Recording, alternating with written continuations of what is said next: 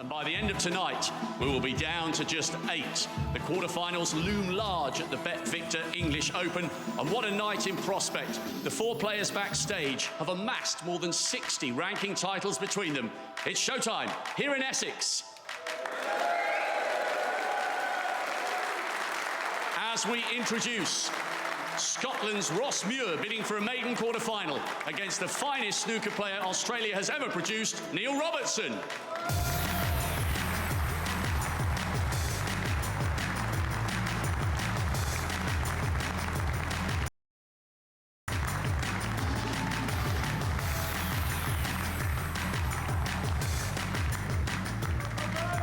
And on table 1, 2 great mates, 2 great champions, 2 great rivals. One man parked on 998 career centuries and counting, John Higgins, against one of the last few seasons' outstanding performers, Mark Allen.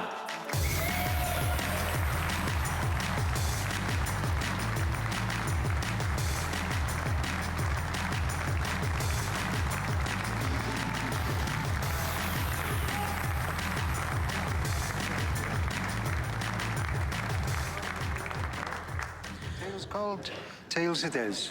John Pellew is the referee, and one very appealing match is about to get underway. On time as well, by the way, Neil, which wasn't always on the cards at some points this afternoon. No, continuous snooker here today in Brentwood with some drawn out but very exciting matches so far. I don't think we can expect any change tonight. I mean, it's hard to think this wouldn't be another close game between these two. It's a real barnstorm of a match, isn't it? It was made even better by that match we've seen the end of, where John dished up against him first frame at the Crucible. John against the break. 6 of their previous meetings have gone the distance. No reason to think this won't be the 7th.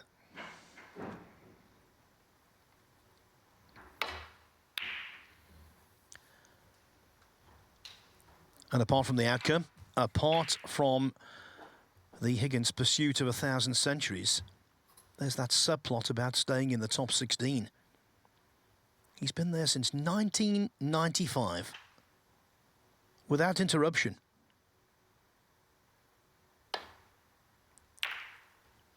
A win here tonight would do him a great favour in terms of retaining that status. Defeat could leave him vulnerable. So back when he got in the top 16, Neil, petrol was 51 pence a gallon. Everton had just beaten Manchester United to win the FA Cup, and Tiger Woods that year won the US Amateur Championship. The fact that you said that petrol was 51 pence a gallon, not a litre, tells me it was a long time ago. It should have been litre. Oh, OK, all right. But I get your point. I suppose everything will come to an end for everybody in snooker at some point, although I don't know. I don't feel that John is... I don't think there are 16 better players in the world than John Higgins at this stage. Anyway, we'll see what happens.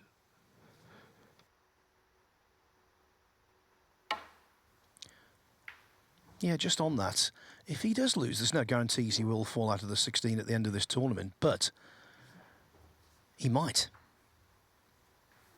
win, and he's looking a little healthier.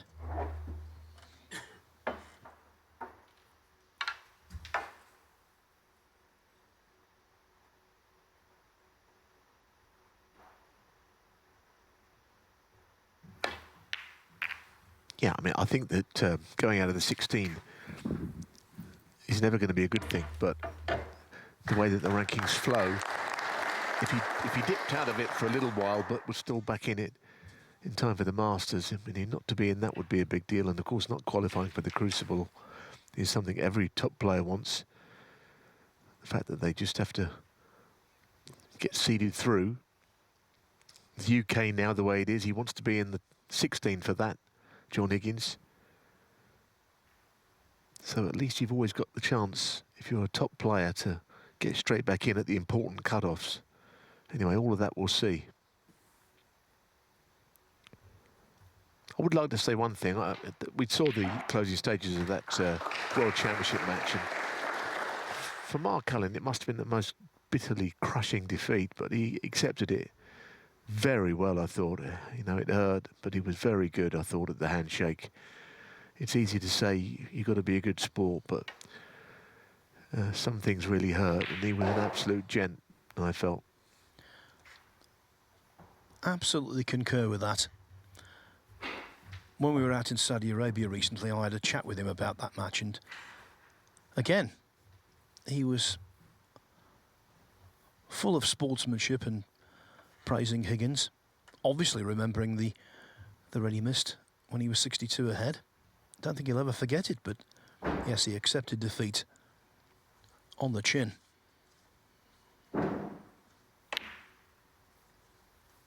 One.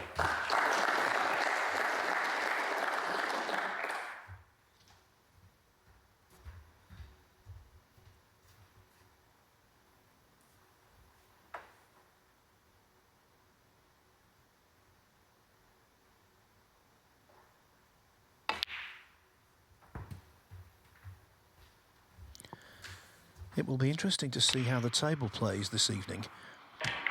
The one characteristic I've noticed in both of the matches we've covered so far today, when players are going into the bunch of reds, they're just not moving. And that's unusual. And of course it makes sizable breaks and fluency all that more difficult to achieve. But also, certain players are better suited to using power, aren't they? I mean, without going back too far, our good friend John Parrott, with his strong cue action, did very well overseas with very sluggish conditions. It suited his game, and it does suit some players better than others. Players with a power game and a strong cue action might just do better under certain conditions. It's meant to be a level playing field, but not all snooker tables and conditions play the same. And there's an example of what you're saying, Phil. I mean, the balls have almost stuck together like they're glued. And now the cue ball's embedded in there. John Palou's forgot to get the black out. Sorry. I think he was 15. worrying about a touching ball.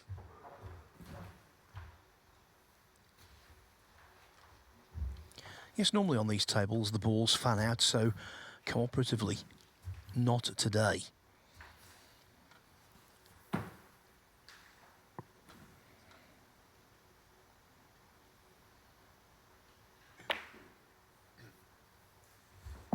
John Higgins, 15.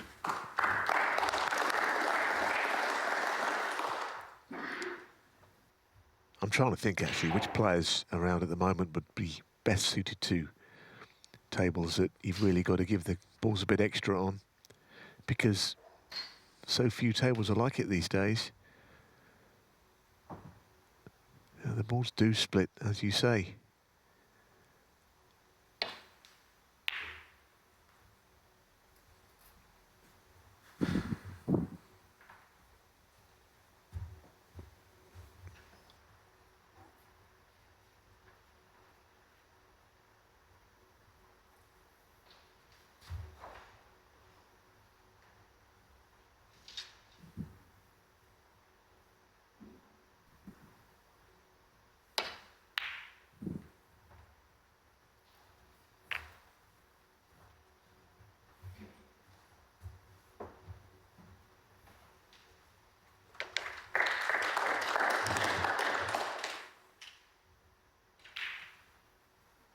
I think the answer to my question might just be Kyron Wilson, who's still in. Of course, he's on later. He has got a very strong cue action. He might just like conditions or be better suited to him than most.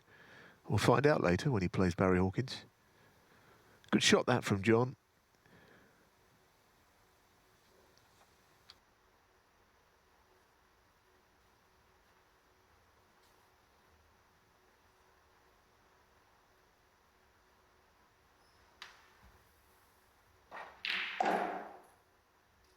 Playing the two cushion glance off a red. He never really looked like getting it. I thought he was aiming a little bit narrow there, but 4. almost players dip their toe first try and hope to improve on attempt number 2.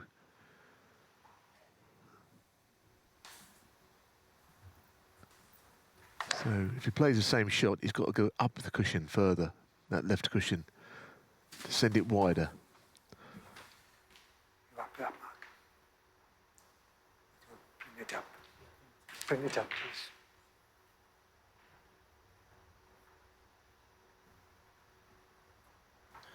John Pellou's right-hand man, his marker for this is Alex Cressan. They're working together on the replacement. And he's going in the incorrect direction. Needs to pull the cue ball further forward towards the yellow. Yes, and of course any alteration has got to be based on the fact that the balls are put in the same place. Okay, thank you, Mark.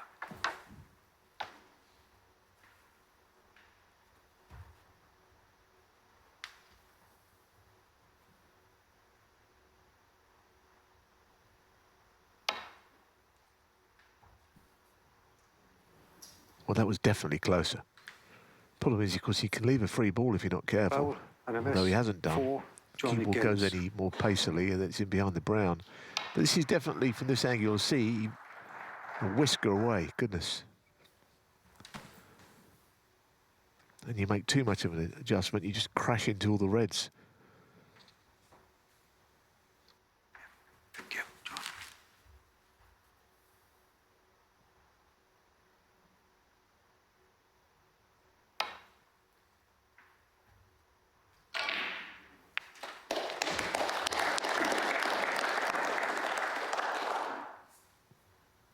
And there, the forfeiture of those points in penalties. That's perfectly acceptable from Mark Allen's point of view, getting out of this situation with limited damage.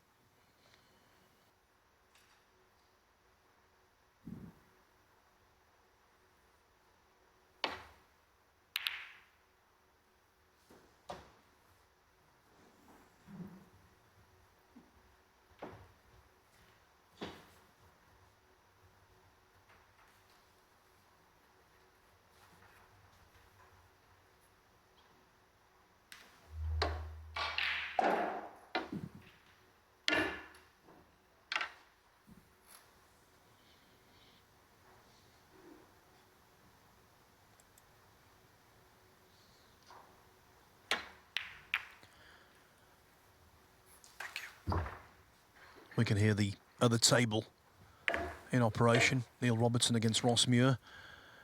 And Robertson, in terms of the bookmakers, is considered, well, almost a certainty. He's 1-9 to win that match. But it's Muir who's in first.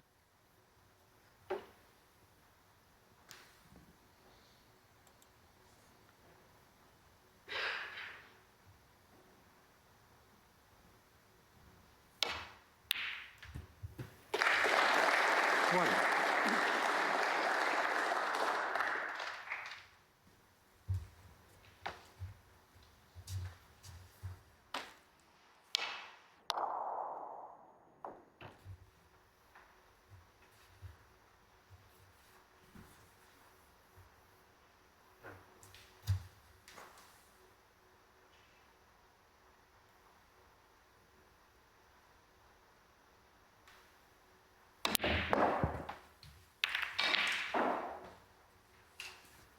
Well, that's got to be very unfortunate. He made pretty good contact with the bunch there. 5.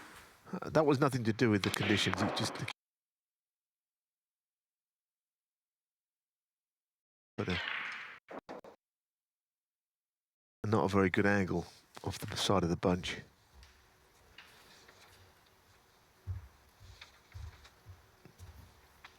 Both Judd Trump and John Higgins on 998 centuries now. He's been pegging John back, hasn't he? Of course, he could make them both tonight, for all we know, and get there first. Was there certainly an occasion when Ronnie O'Sullivan did it, wasn't it? The Preston Guildhall, in that frame that won in the event over Neil Robertson. Can't promise anything quite like that. John Higgins, It'll 5. still be something when they do get there. Yeah, it's unlikely, but possible.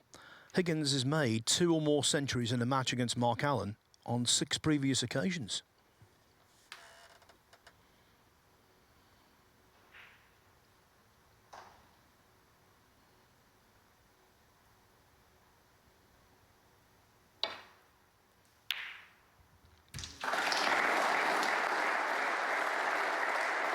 1.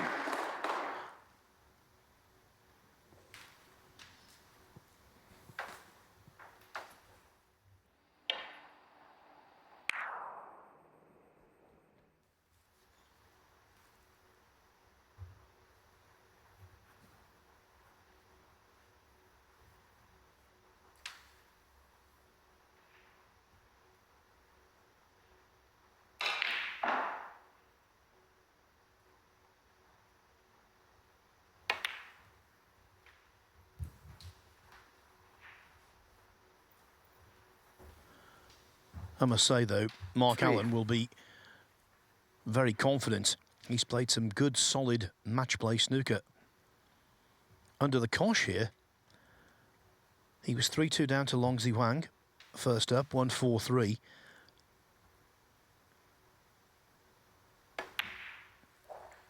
Pot success rate in that match overall, 94%. And then from 2-1 down, he beat Liu Hao Shan 4-2. In that match, he made 5 breaks of over 50.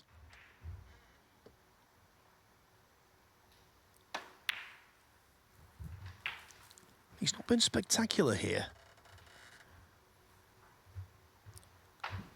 but he's been more than decent. Lem.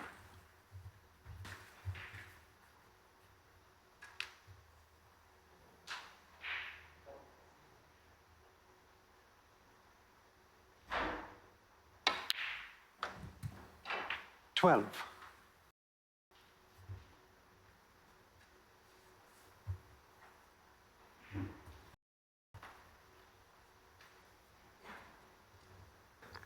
Pretty unappealing bunch of reds, isn't it? The two below the black are not potable anywhere.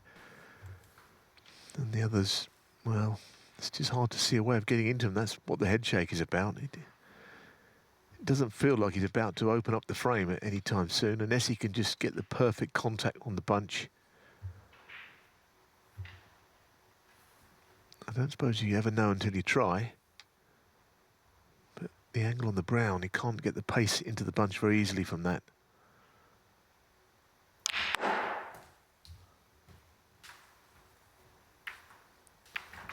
I think that's an excellent shot, you know. I really do. I mean, 16. he's opened up the two reds below the bunch. He played with screw and right hand running reverse side. And that actually has changed things. The two reds are moved by the black first of all. Then he goes into the bunch. I mean, how he got the strength of cue power to do that, I don't know. 17. Remarkable shot, in fact. Yeah, this is a man who's renowned for delicacy rather than power.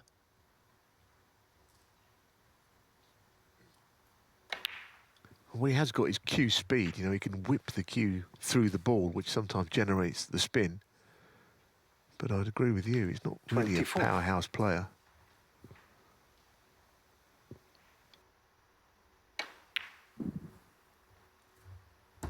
$25.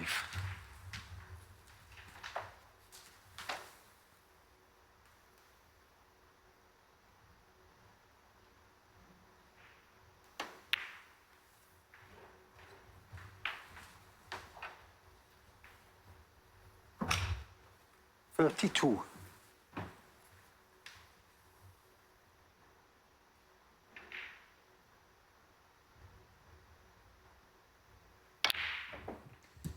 33.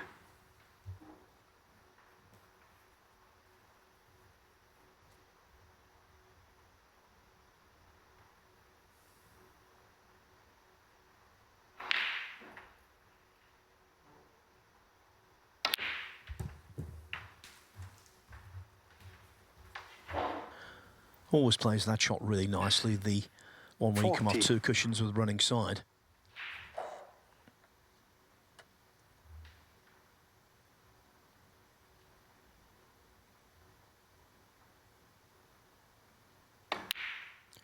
$41. And then Neil using the looped bridge.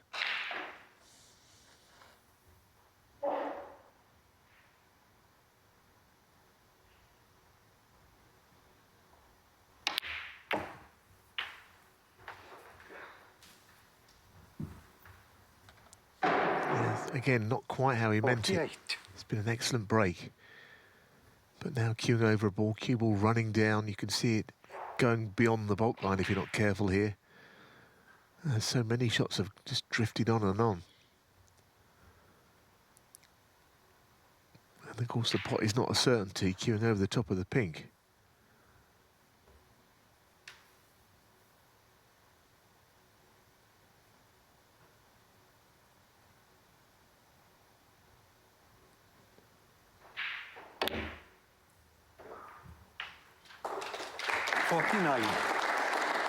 Good shot that is to play on the blue.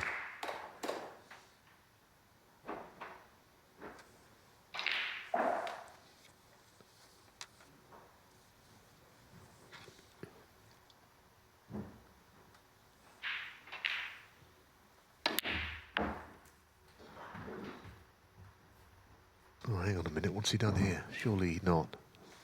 Surely not. Well, that's all right. 54. Blue on the pink spot, that's better than going in front of his own spot. But again, he was short of pace. It's been a terrific break so far to even get this far.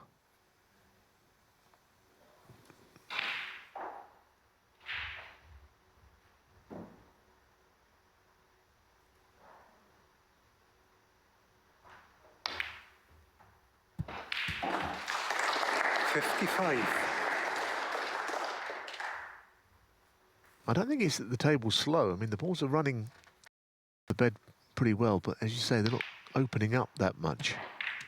I mean, this went and ended up quite nicely on a baulk colour.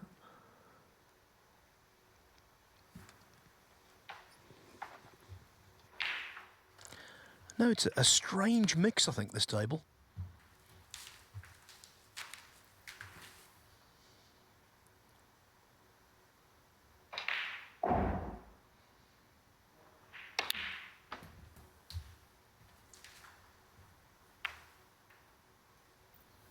Deserves to be on one, and it isn't bad at all. 57.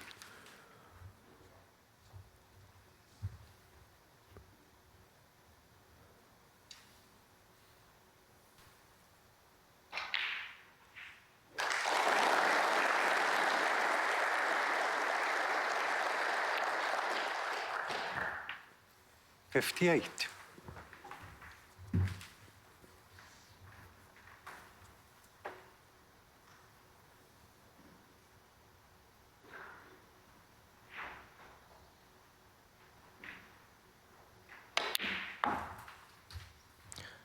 On the other table, we saw a brief snippet of Ross Muir scoring. Well, he didn't stay at the table 60. for too long. The first frame is over, and it's fallen to Neil Robertson.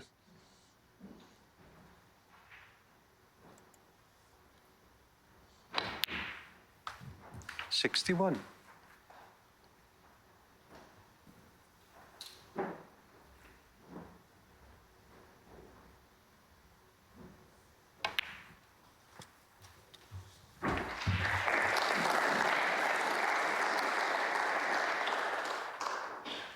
$67. 68.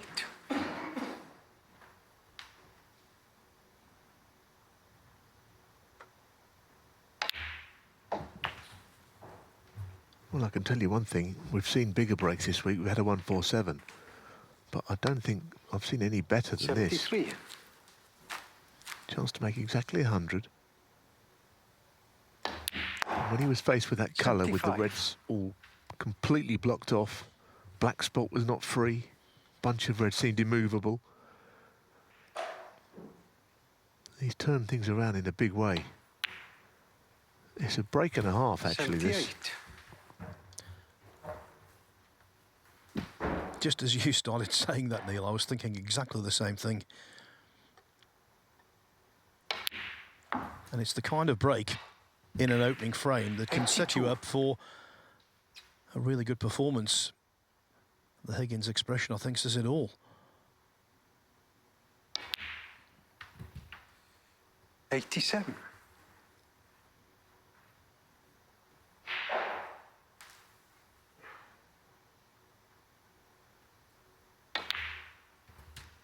93.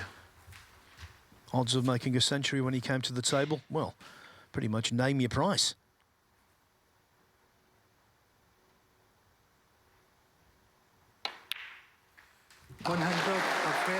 That was cue ball control at its very finest. And the potting wasn't too shabby either. Mark Allen makes an opening statement. Thank you. Second frame. Mark Allen to break. Mark Allen, if he's not delighted with the way he took the first frame, he should be. Is that the blueprint for the rest of the contest?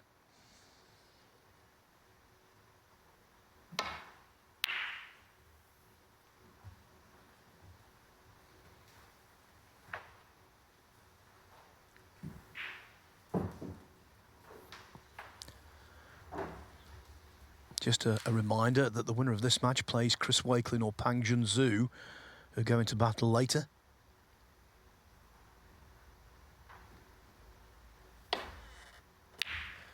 In the other quarter-final in the bottom half of the draw, it will be Neil Robertson or Ross Muir against the winner of our last match in the main arena, Barry Hawkins against Karen Wilson.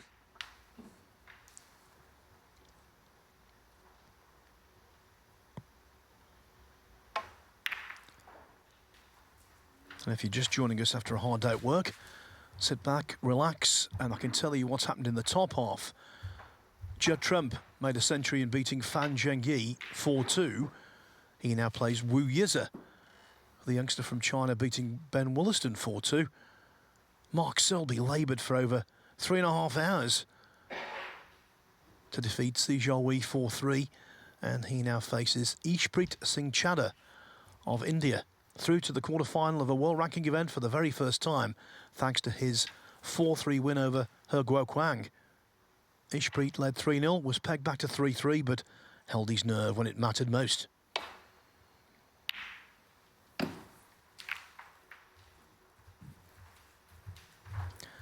He's from Mumbai, Neil, Ishpreet.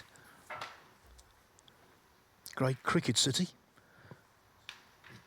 And today he passed a test.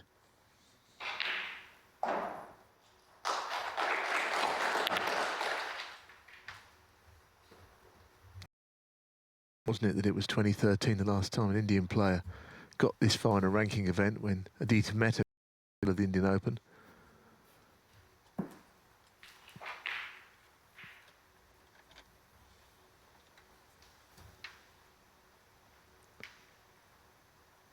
So it'd be good to think that he could go that far.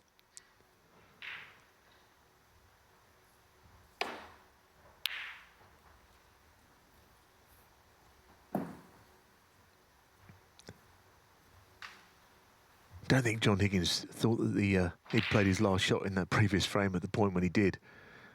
How he kept the break gun, I'm not entirely sure, but he managed it.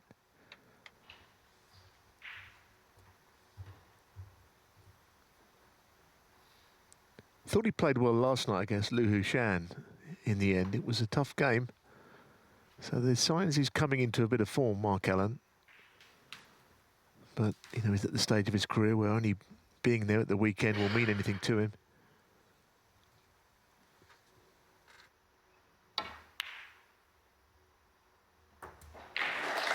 It's a great shot again, isn't it?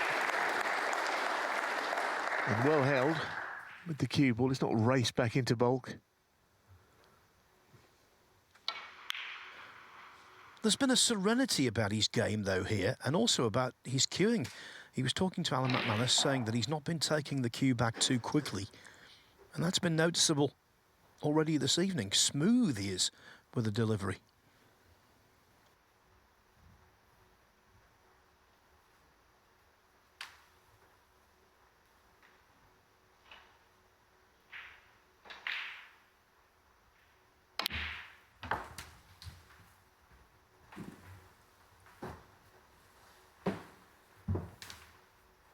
And he's happy with that, I think. Looks like he's on a middle red into the left corner. Yeah, I think with his cue action, it's all about his timing, isn't it? He does whip the cue through. Everyone's got to time the ball, but in someone like Mark with a short, sharp cue action, it's probably more important than anybody else. when it does all work, he's formidable.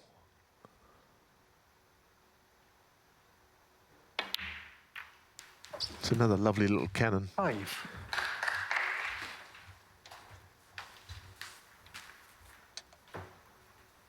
But a little straight on the black, which is the only thing you could say that's not absolutely 100% about it.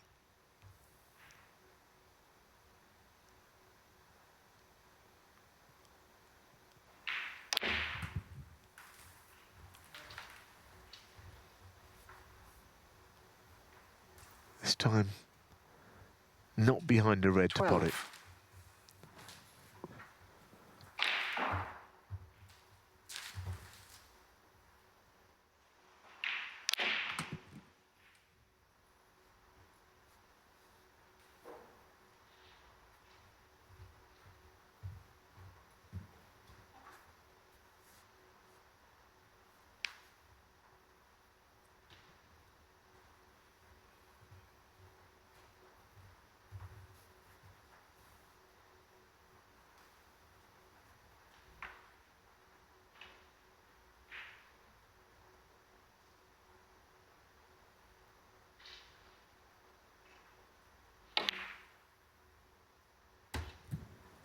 Well, not behind the red, but still finding a way of potting one. And again, that cue ball racing out of bulk. He's in a good place right now, concentration and ball striking. It's only a best of 7, but he's made a very good start.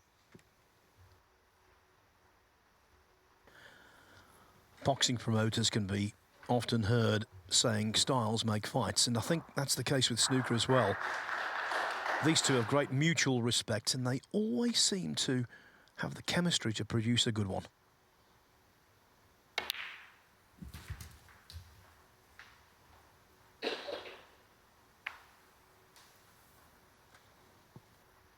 $15.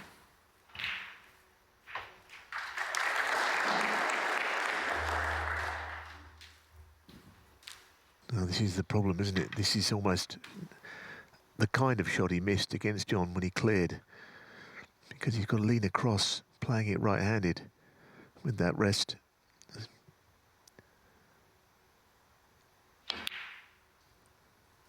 And that is a bit of an Achilles heel for players who are left-handed that use the rest right-handed. They have to lean across.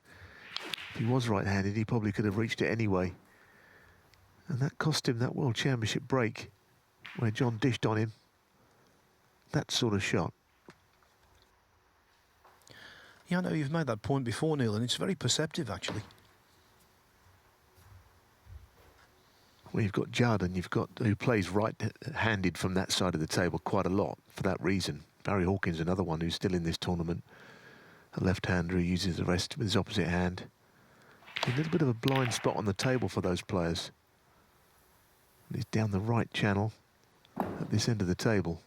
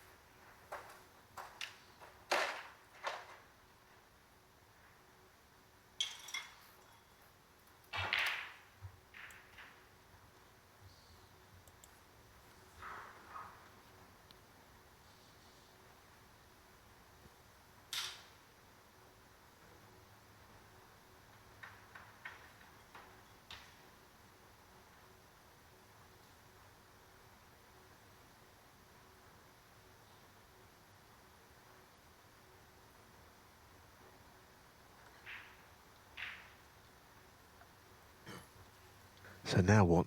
Clear shot at reds. But hard to think of an easy way back to the bulk end for many of those reds that he can hit.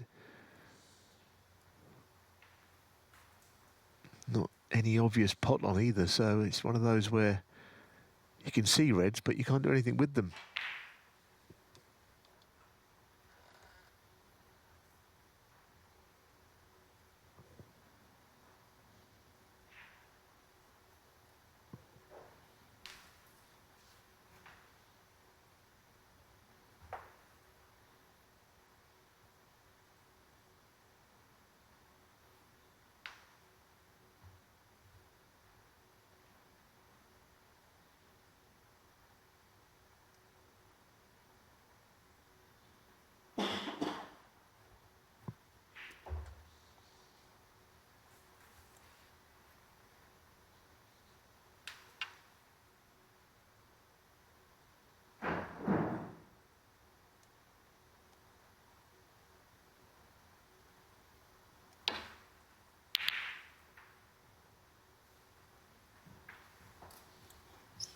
He's done very well. That's a good safety shot from a position of, well, no strength. Trouble seemed to be looming there.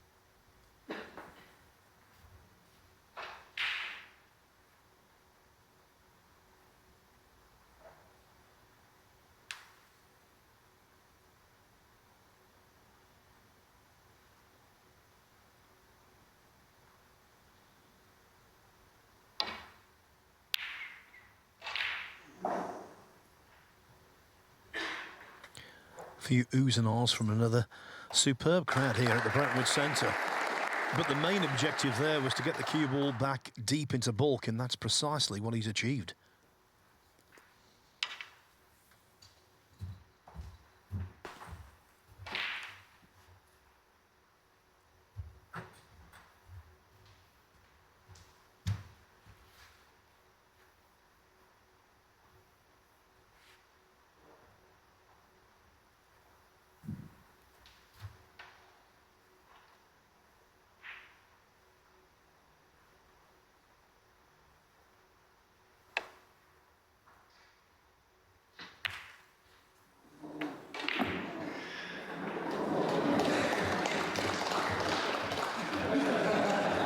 Tiptoeing back to his chair.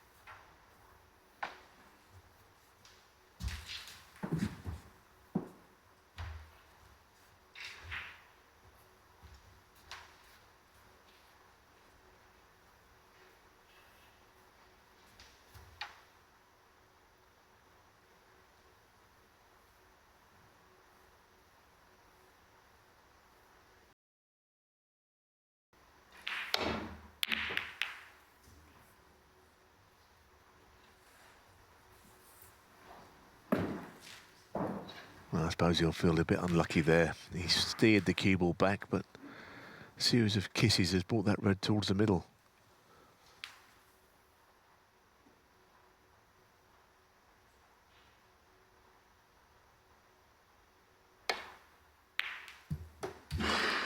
One.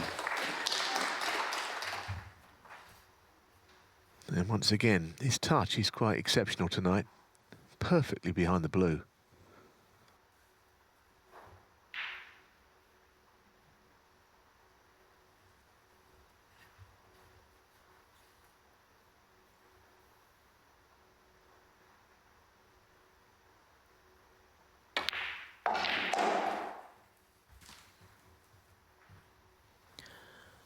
They've got such a lengthy history, these two.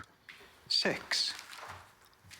And many believe the seed of decline in the game of John Higgins was planted 2-3 years ago when, 7. in a relatively short space of time, he lost several finals which he was controlling. And one of those was against Mark Allen. Climax of the Northern Ireland Open in 2021. Home Nation Series event, of course, same as this. Higgins led 8-6. Mark Allen got the verdict at 9-8. 13. Yeah, John Higgins missed a black in that, matching to the left corner from above it and fairly close to the right cushion, and he never got back into the match after that. And like you say, it brought about a few similar results.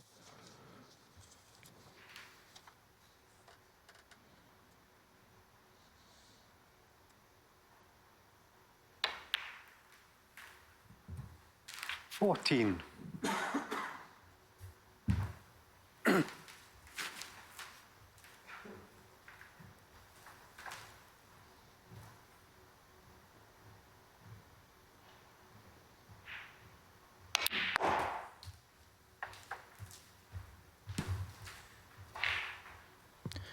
It must be a wonderful feeling when you're out there, centre stage, 16. in control of your game, in the zone, knowing it. Seems to me that is what Mark Allen is at the moment, in the zone. 17.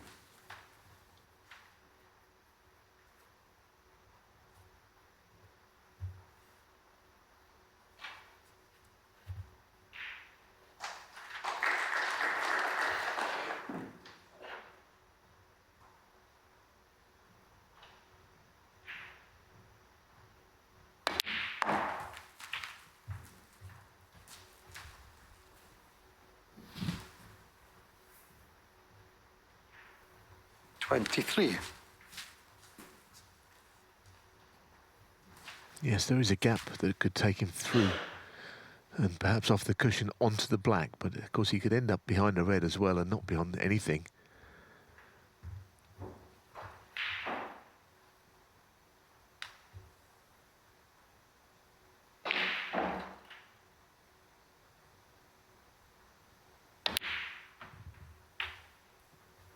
And if he 24. played it like that, which I'm sure he did, it was another immaculate positional shot. Made it look easy, but it could easily have gone wrong.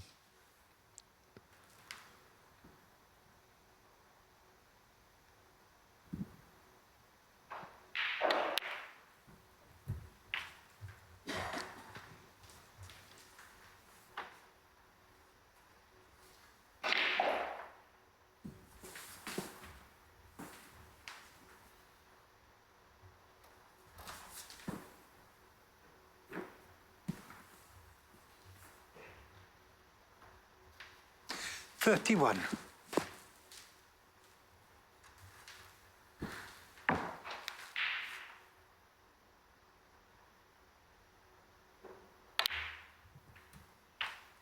Thirty-two.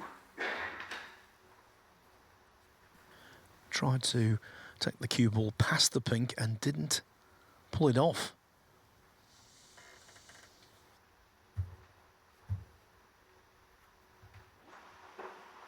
Yes, for once, just not quite getting it right.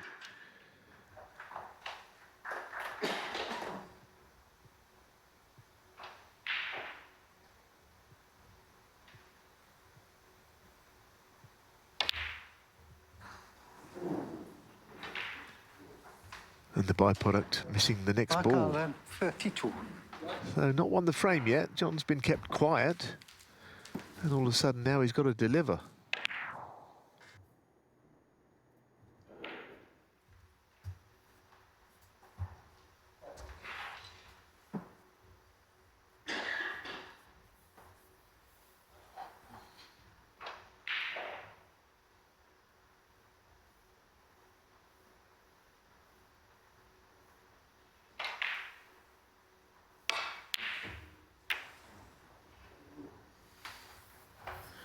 Well, I'm afraid that did not augur well. Not even in the general vicinity of the pocket.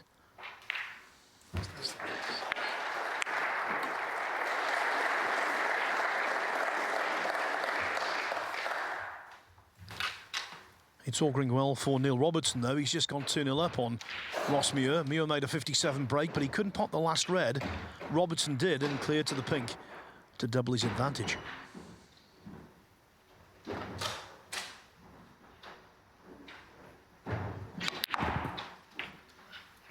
Thank you. One.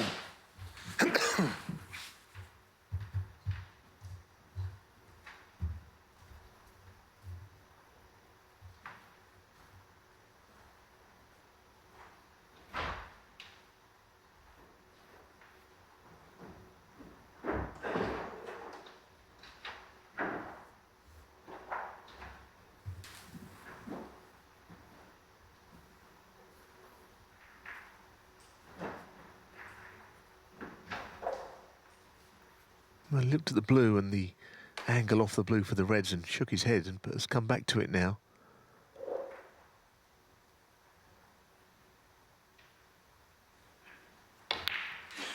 He's playing up the table.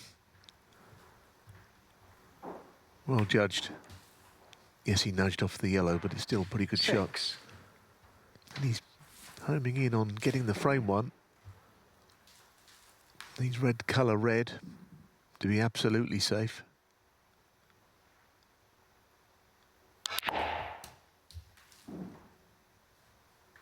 Seven.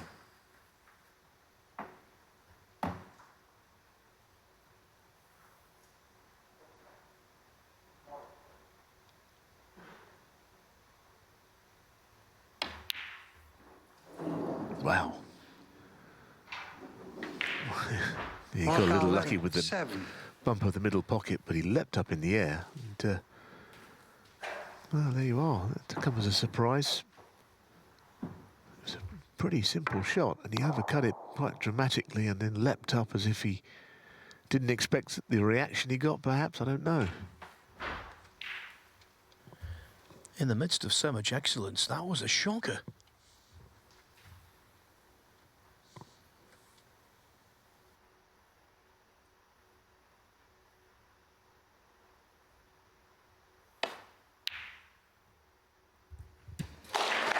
John can't afford this cue ball to travel too far down the table. He has to take a colour One.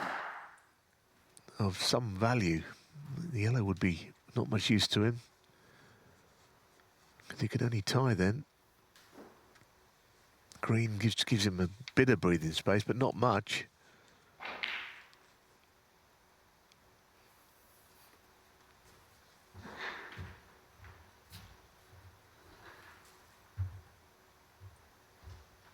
We know he's made some clearances, but being kept cold like this would be another good one. It's a long way off.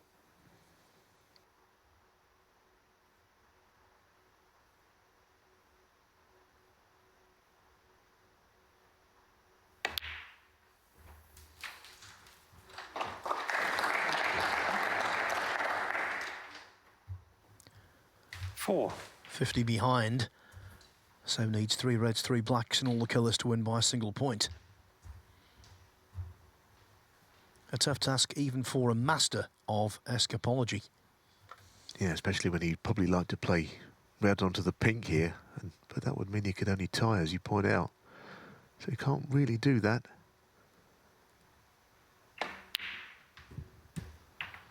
Five. Probably would like the pink back on its own spot, but that's going to have to wait, all that. Now, in potting this black, is the red above it available? Or will that just have to go up onto the pink spot, which would suit him now? Might be one of those that you don't know for sure until the referee starts to respot it.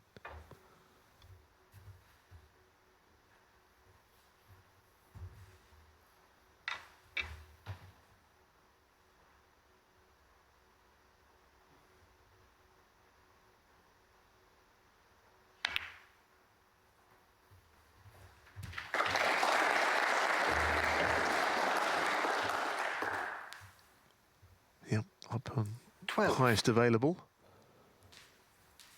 But again, he needs to take blacks with both of these reds.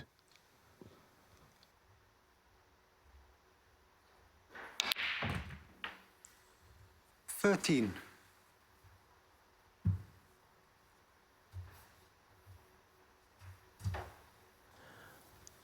One good positional shot here, though, and the clearance becomes very much alive.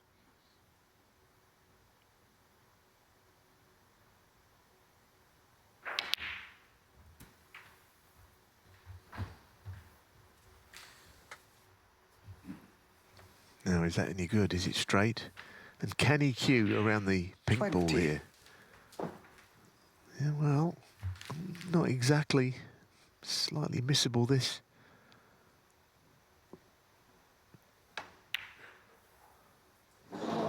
Wasn't great, was it? John Just the Higgins, 20. fact that he had to play it with a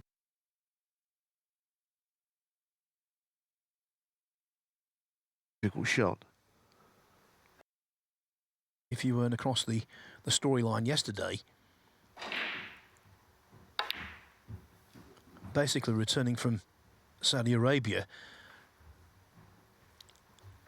he changed in Paris, and his cue case was left outside on the tarmac for a couple of hours in torrential rain. The rain got into the case and basically ruined the cue. So this is a new one.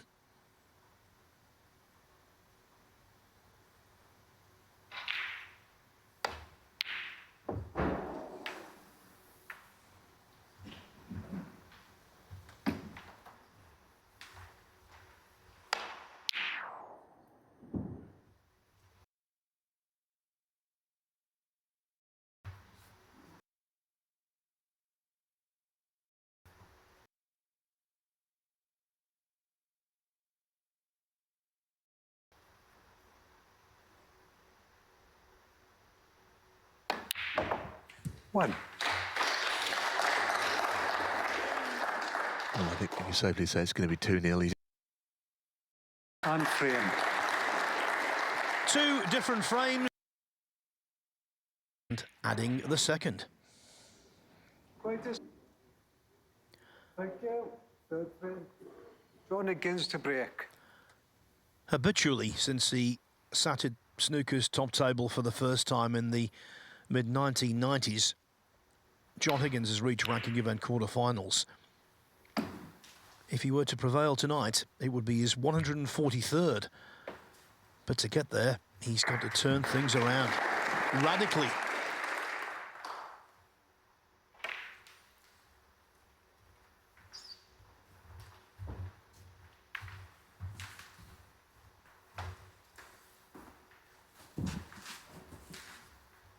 Yes, I get the feeling tonight that Mark Allen's standard is not going to drop very much, so it's all on to John Higgins to play some of his best snooker if he's going to win.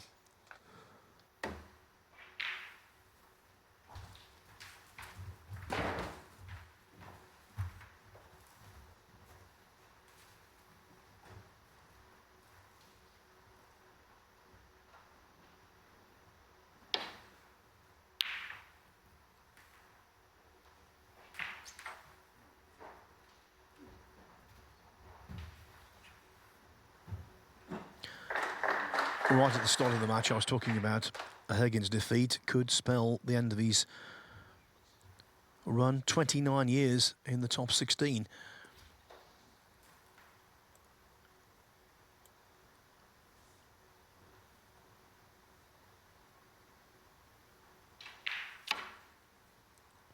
If Higgins does lose, a win for Kyron Wilson over Barry Hawkins later would do John a massive favour, as did that shot.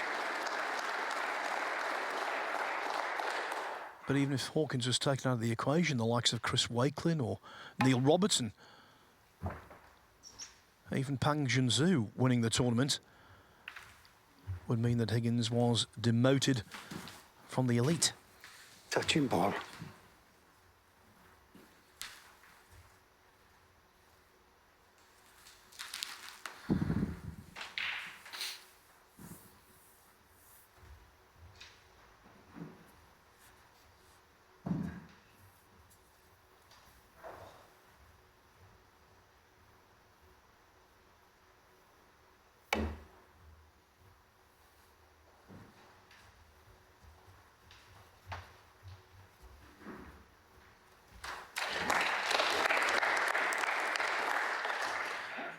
The other rankings consideration, yes, it's early in the campaign, but on the one-year list, in terms of qualifying for the Players' Series, Higgins right now is 50th.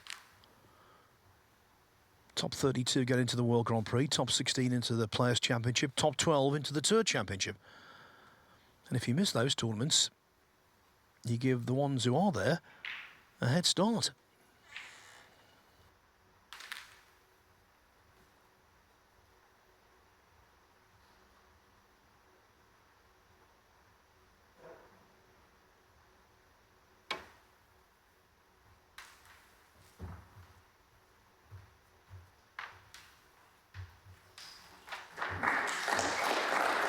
he just grazed it. He has left a fairly acute red to left middle. I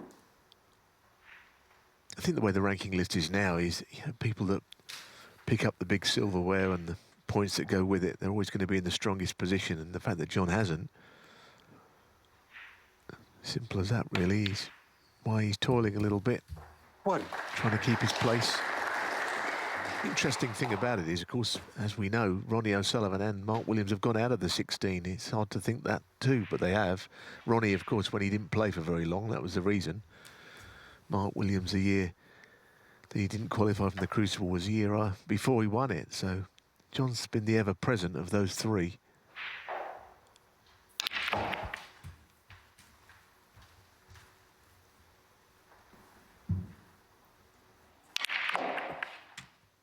Hey. Nothing much looks very different about John's game, does it?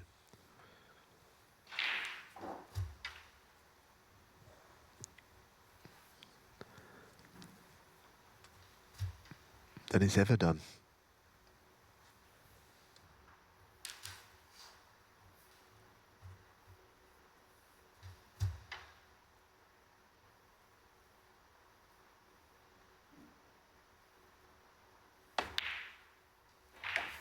Nine.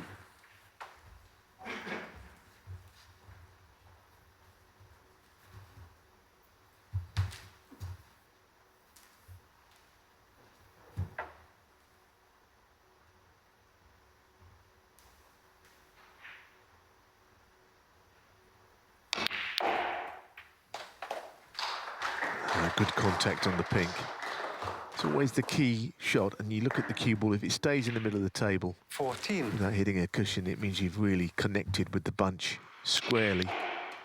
And they should split. And even on this table, they've opened up Yes. without the aid of a sledgehammer to really make it all develop.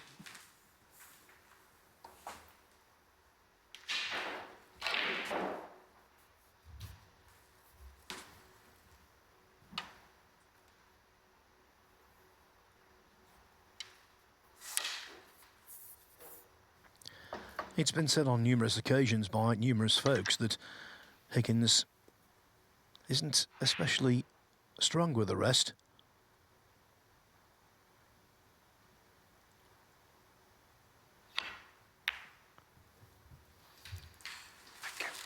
But I think in recent years, 15. you have to say, that weakness has not been all that apparent. No, he's okay, isn't he? He's not the best. He's certainly not the worst. To be honest, I don't think he was going to miss that one anyway. But I know what you mean. It's there are a few that are exceptional. I think that's the difference. It's a wonderful chance now that he is creative with that lovely split.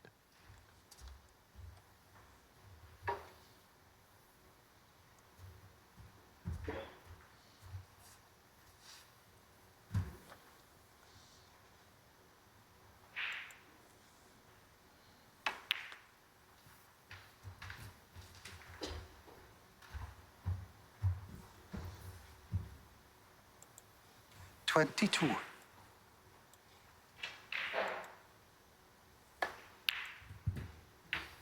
Twenty-three.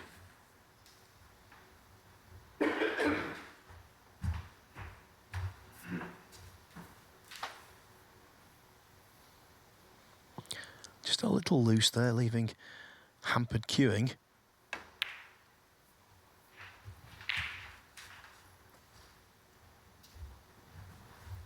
Well, this sort of shot now, this thin red he's got, 30. Mark Allen has been playing with such consummate cue ball control that he's finishing absolutely banging behind the blue top side on shots like this. But these sometimes this week have gone astray for other players, just getting the right position. 31. It's absolutely A1 also.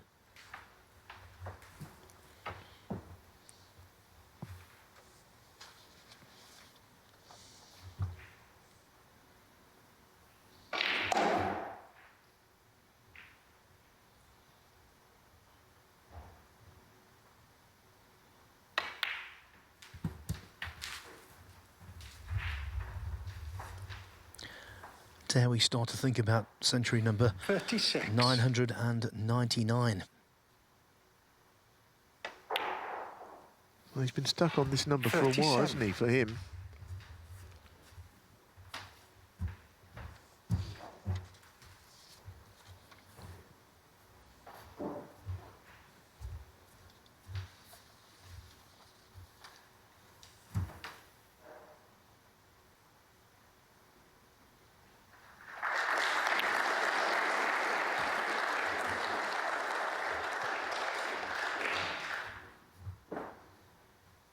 Forty-four.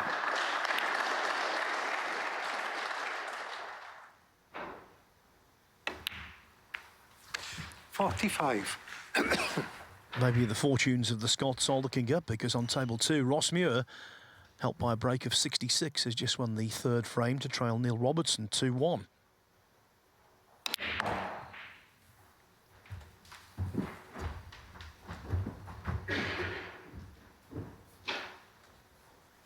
$52.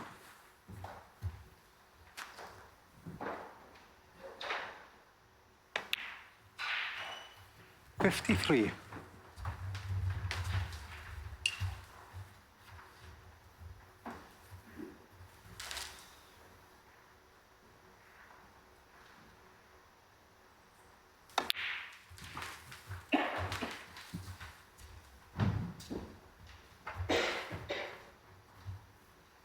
60.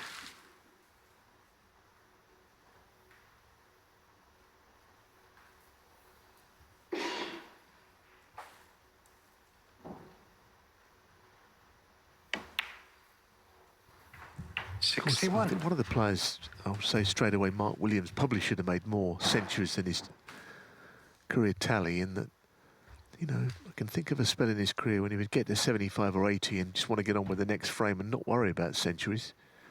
So he should probably be a bit higher. Players like John have always been meticulous, seeing a break right through it to its conclusion.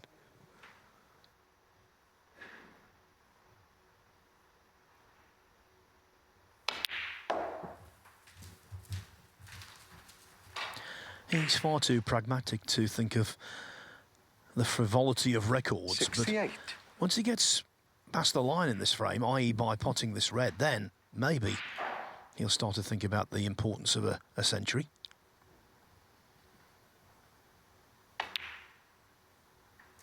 $69. It's been a belting good break, it really has. He's been kept so quiet by Mark Allen. He hasn't really had the chance to express himself very well in this match until now.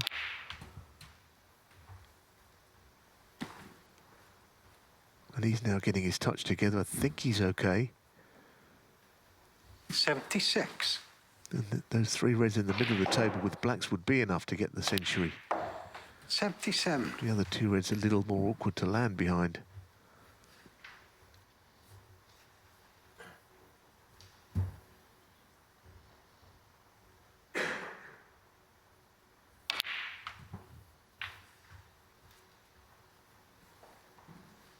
Well now, the two ball plant, they're probably 84. well set for the pocket. Still got to get it though. 85.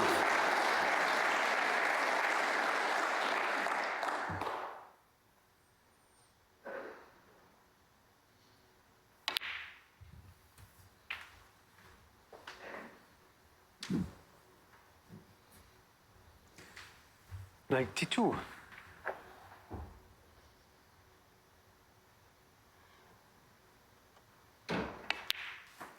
93. This for 999, and John Higgins is suddenly on fire.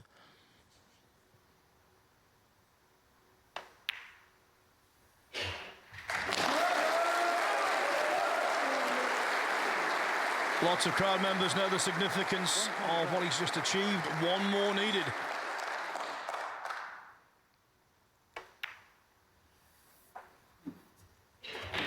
$101.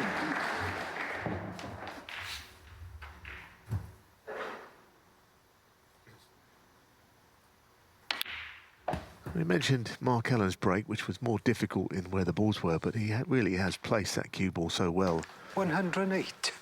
And even that man sitting in his chair has probably admired it. Anyway, the break ends there. Terrific stuff. Indeed, it sets us up for a possible milestone. And maybe it sets Higgins up for a full-scale comeback. We'll find out after the break. Thank you. The fourth frame, Mark Allen to break. Here on the fourth evening of the Bedvictor English Open, history could be on the line. But without wishing to be a party pooper, Neil, I have to say this. If you gave John Higgins the choice now, 1,000 centuries this evening or the victory, it would not be more than a nanosecond before he said, put me through to the quarterfinals. Well, of course, because you're going to get the 1,000 at some point, isn't he, in the near future?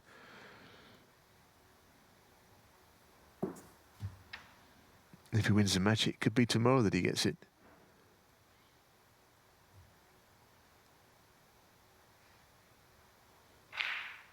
Oh,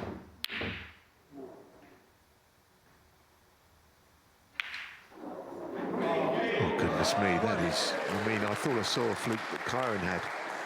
That is an absolutely humongous fluke. I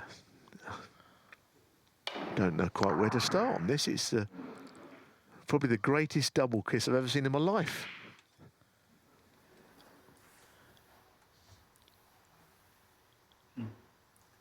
Even Phil Yates is lost for words next to me. And that doesn't happen very often.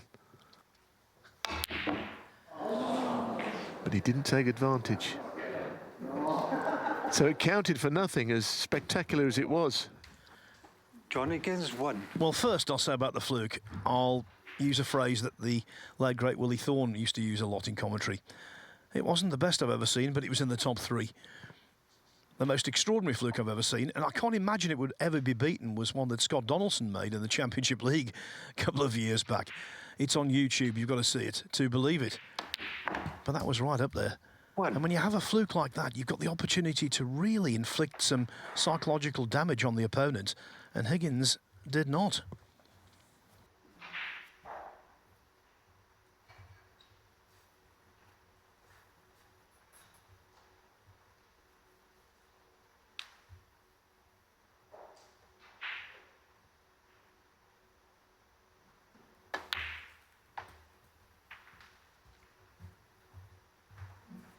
Yeah, I mean, the fluke that you're speaking about, Scott Donaldson, I've seen it. And some dark forces are in place there. Not many are going to be quite like that, but there's still room for many other flukes to be extraordinary.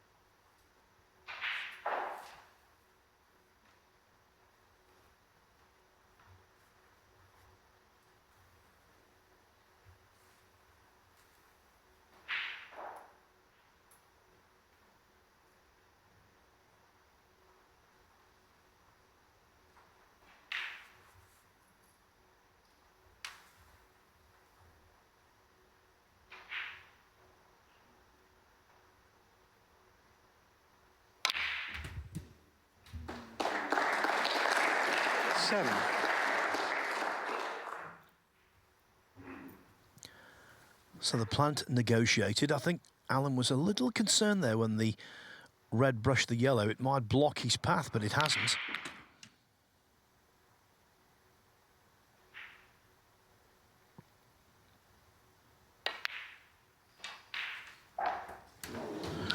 Yeah, he stayed down on that one. He wasn't sure. Having missed a much easier yellow to that pocket earlier. I suppose he was in terrific form at the start of the match, but he sat out a century and almost got to start again.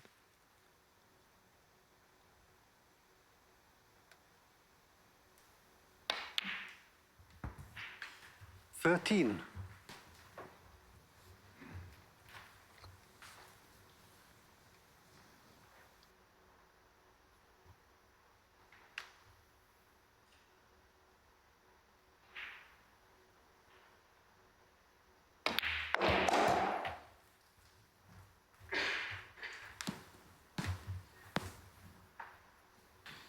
18.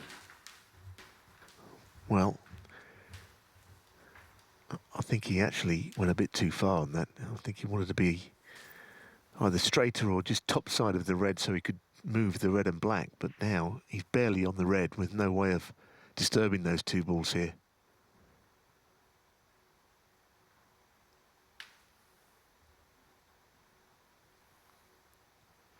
As you can see, it will pop, but you can't move the red and the black at all.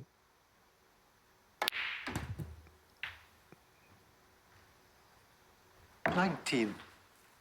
Well, that wasn't one of his best.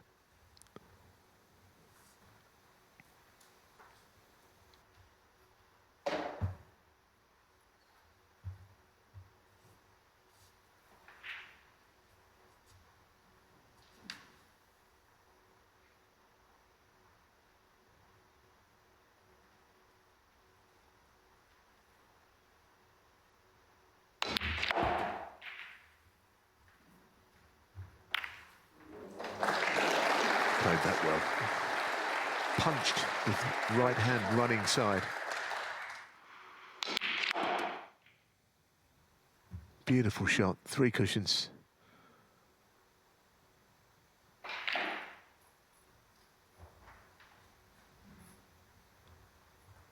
So red to right middle. If he plays that red, getting onto his colour is not simple.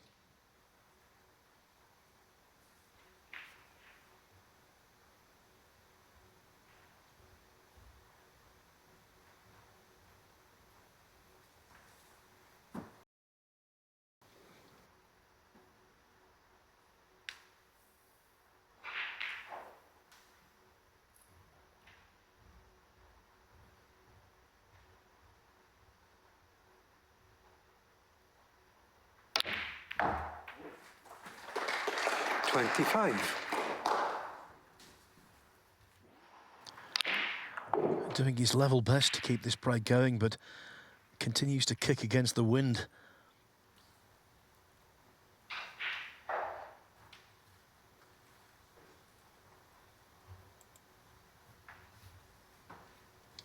Yes, and if he does play the blue, he can't really control that cue ball.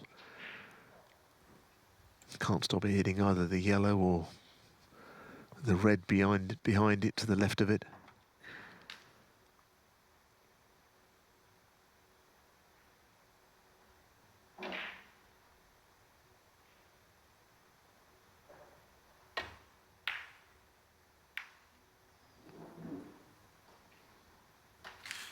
Mark Allen, 25.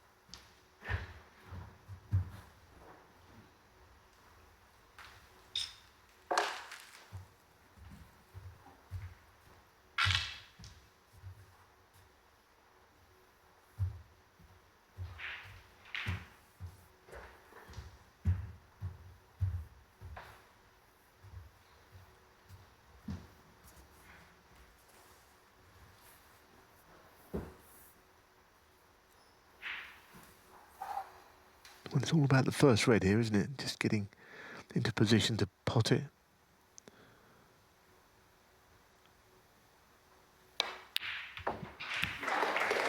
Great shot. Great shot. Played the cannon so well. I mean, if you don't get enough on that, you hit the black instead of the red.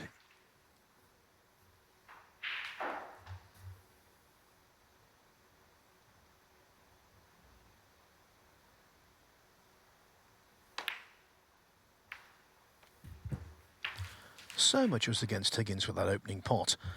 He had to be ridiculously precise to get the cannon, and that is A, stretching over, and B, having the yellow as a nuisance. And John Pellew was just breathing down his neck, of course, looking for a foul of some kind. Yeah, he got all of the red to make the cannon absolutely A1.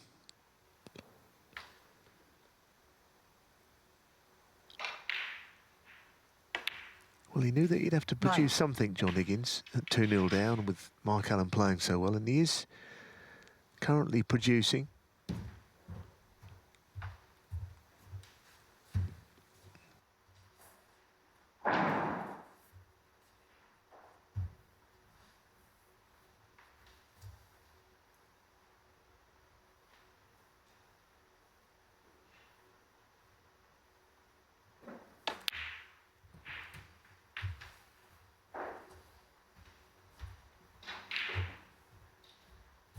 Let's just put it straight out there that the match is the most important thing, but he can make a break of 99 here, not 100, with all reds and blacks, so that's not even going to be entering his mind at all.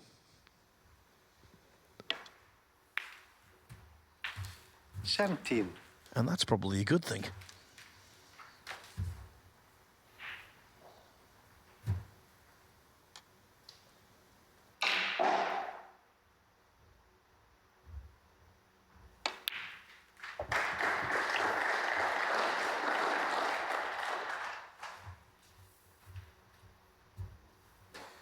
$24.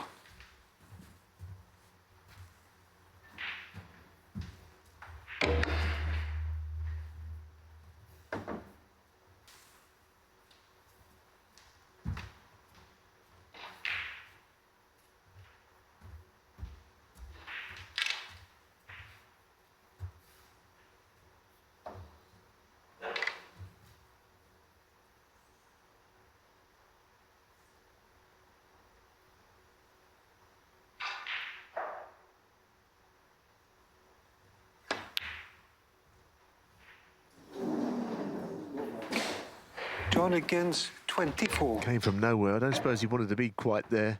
Mentioned his rest play, but I didn't see him missing this one. Never quite there, was it?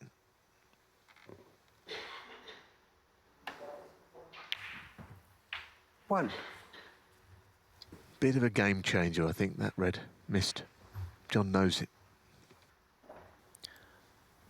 Especially because Allen can do enough with the out reds to leave Higgins requiring a snooker without having to pot that awkward one down in bulk.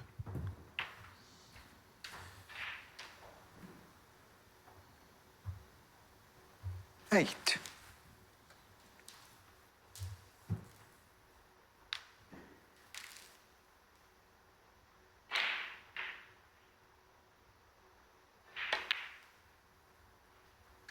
Nine.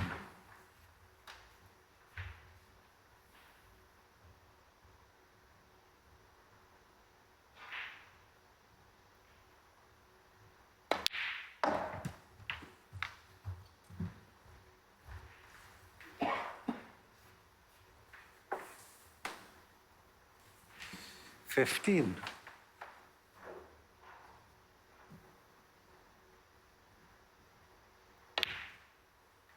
16.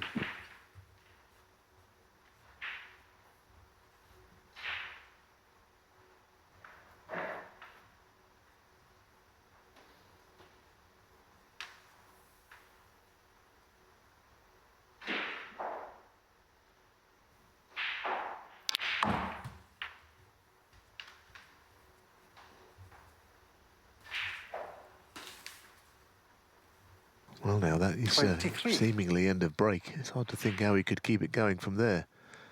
John Pellew might even call touching ball, no? But he's finished in the worst place, apart from in a pocket, that cue ball.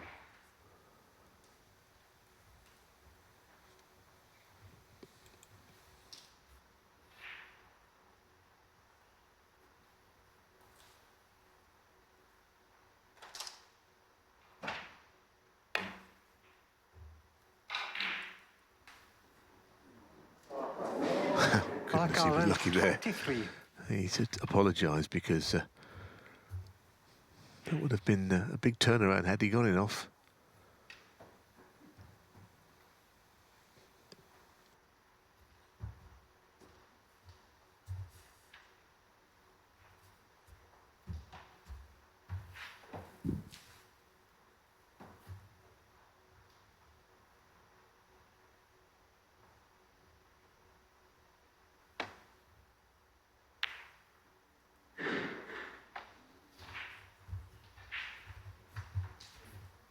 suppose he had no choice there, but to pot that in the middle, played slowly from in the jaws of the pocket, was a really difficult ask.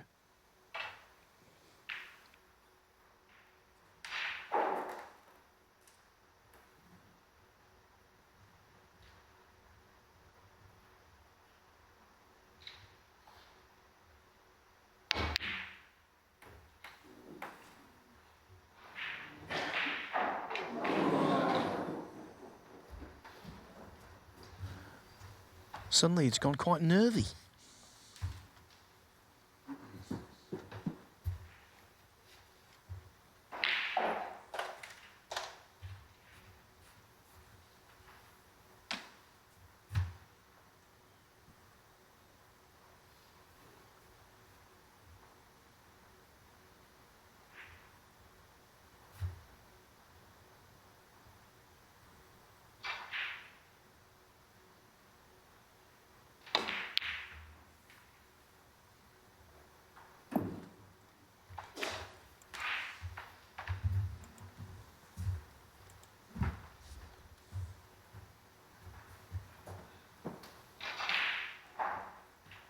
Well, Mark Allen surely will not be refusing this red up into the yellow pocket.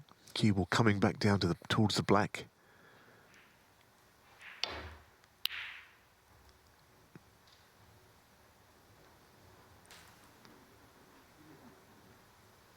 Don't think he bargained on the red going close to the middle. It looked to be a bit of a shot to nothing. Big moments these. Mark Allen, you feel, probably should have clenched this frame, but he hasn't done so. Higgins still in there. Only 23 behind. It feels like he should be more behind, I think, on the type of frame it's been.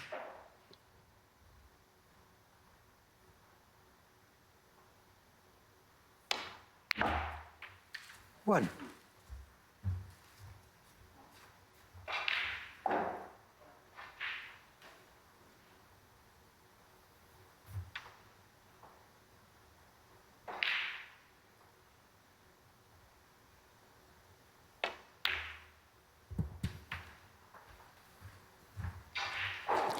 This kind of pot, never easy. 7. No, and what is he going to do with the cue ball here? I mean, if he could have screwed directly back if it was straight and played on the blue to the opposite middle and freed the red, it would be dreamland. But he's just off straight, and it'll take a very precise shot anyway. So what is the plan to get the other red in this break, the one by the blue?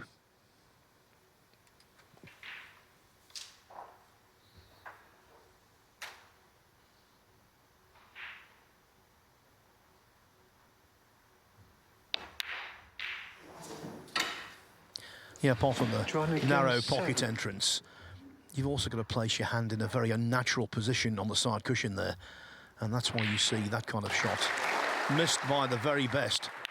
Yeah, I mean, the worst thing for John is that I think he tried to make sure of the red and still missed it. He's absolutely fuming.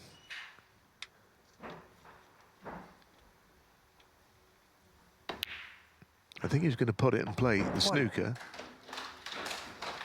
There's an argument here, even in this positive modern game, that the shot is to play the snooker here, because it'd be a fiendish snooker to be in with the blue in the way, as well as potentially in behind the yellow.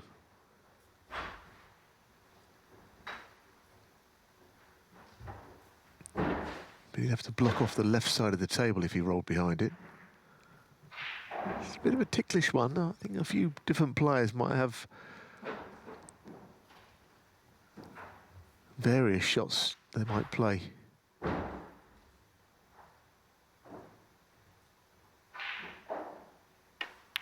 So he didn't play the pot, deciding that he was going to put the brown on the cushion. Interesting. Mark Allen, 1. Might have done a little bit more there, perhaps. Put John in more trouble than he's in.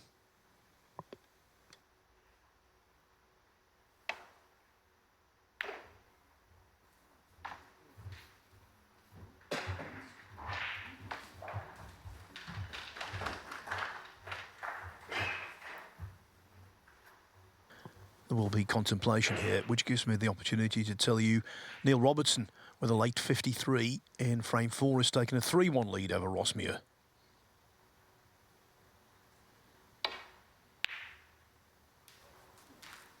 What a pot that was! What a pot!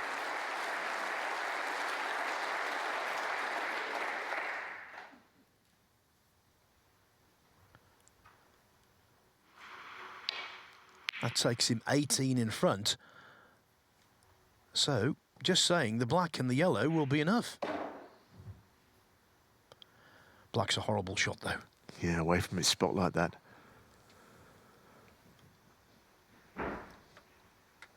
I guess 18 in front, if he didn't pot a colour here, then he will still need yellow and green. The brown he put safe will not be required by him.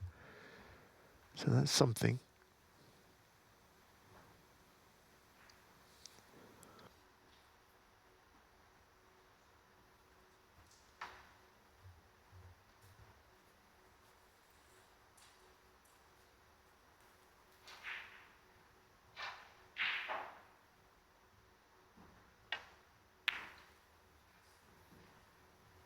Back, Alan. 1.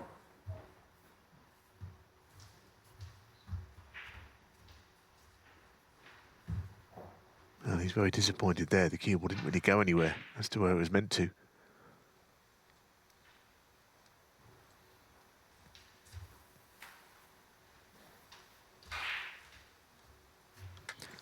Yes, and as you pointed out, Neil, he's already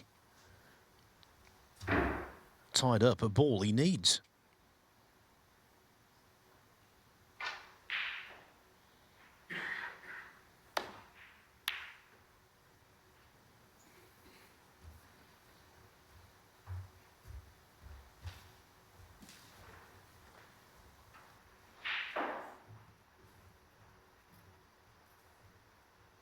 Yeah, strange old configuration of the colours, isn't it? Not one of them on a cushion, but not one of them on their spot either.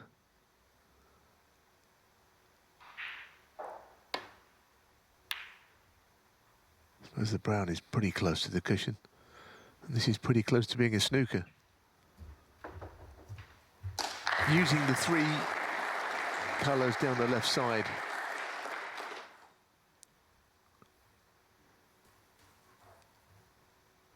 So it's not really a frame in keeping with all the others we've seen in this match, but they all count the same.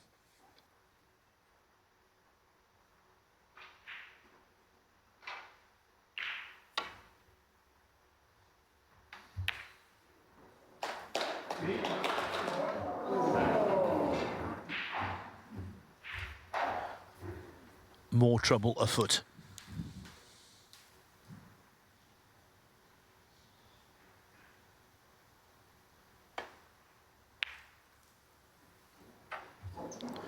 Well, at least there should have been. How about that? We saw a very clumsy snooker attempt from Si Jiahui this afternoon, and that was equally so.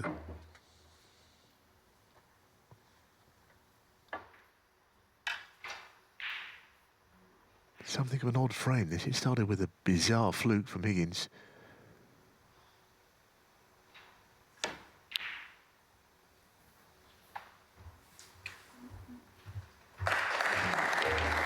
Not sure how this is all going to pan out somehow. There could be a few more twists in this frame, you feel. It's a bit different from the rest.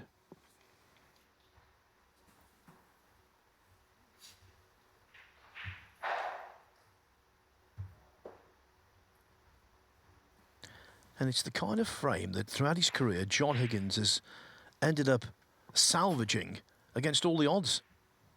The odds right now are stacked against him, even though he's got Mark Allen in a snooker. But in the last few moments, Allen has missed more than one trick.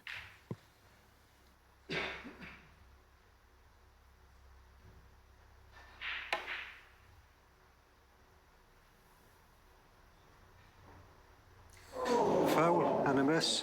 4. So often that happens. It's going towards the yellow, but it just bumped back away from it.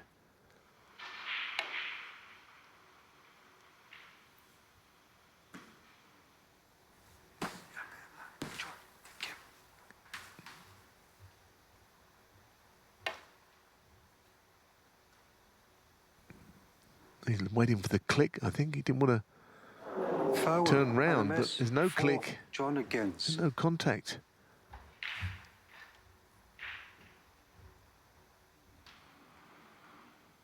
Look round at the very last second.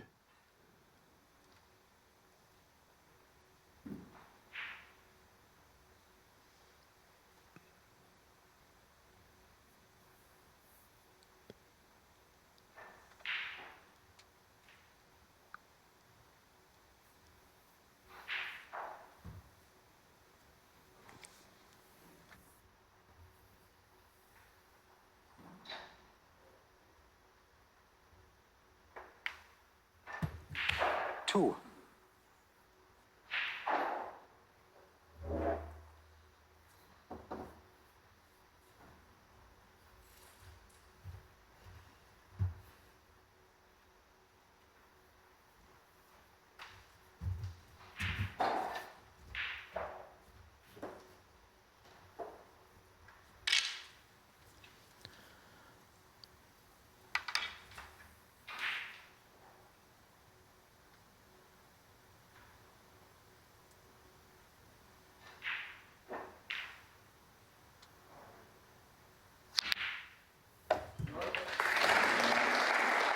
Five.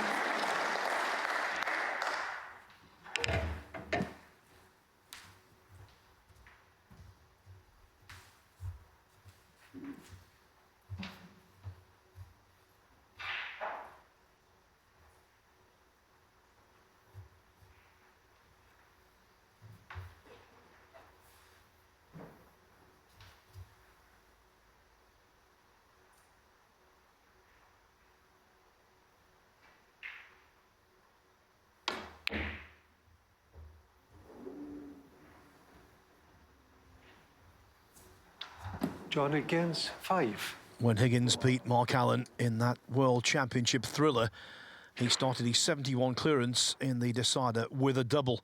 That one, though, was not on target.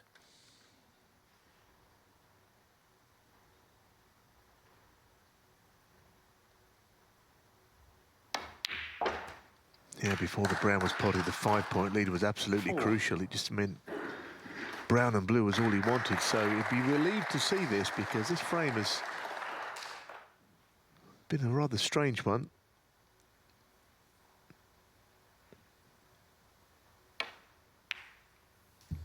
Nine. John appeared to be in command with those couple of snookers missed on the yellow, but in rolling this in, Mark Allen will be relieved it's over in his favour.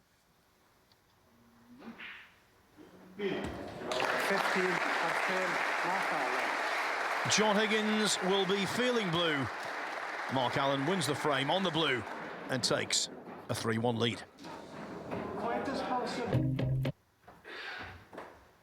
Thank you. It's been all sorts in this Thank contest. you. Lots of The fluency fifth early frame, on John from Higgins to break. Mark Allen. A brilliant break of 100 in the first frame. He led 2-0. Higgins responded with a 108 in the third. His 999th career century. As for the fourth frame, it was the epitome of scrappy. Allen shading it on the blue. That's why John Higgins breaks off. 2 down with 3 to play.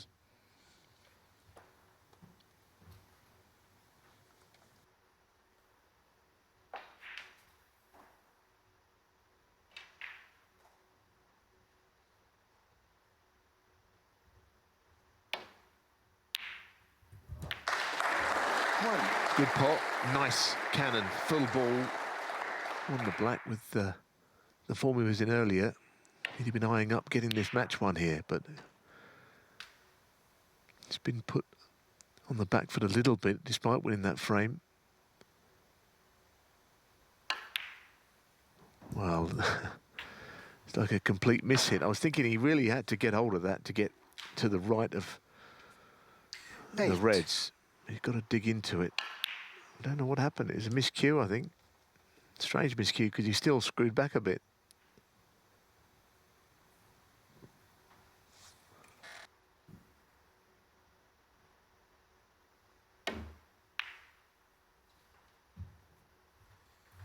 Mark Allen, 8.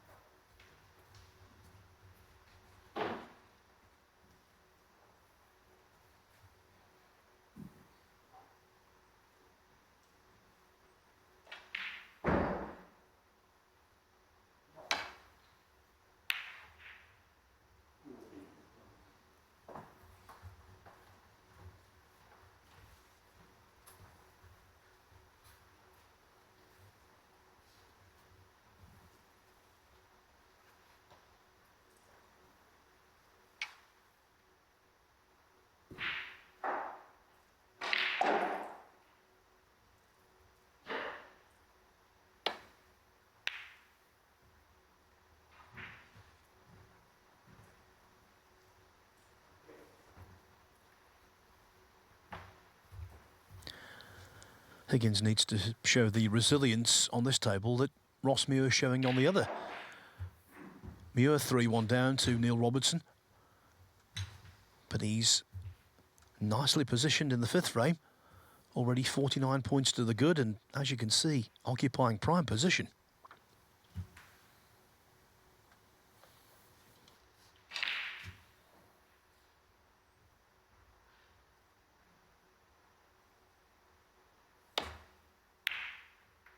Yeah, it's got the potential to be quite a late night on that other table, isn't it? With still a match to be played. Of course, on both, but the other match over there is Chris Wakelin and Panjin Su.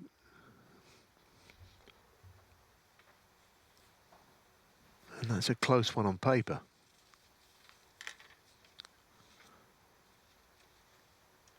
So we're not about to find out the quarter-final lineup anytime soon.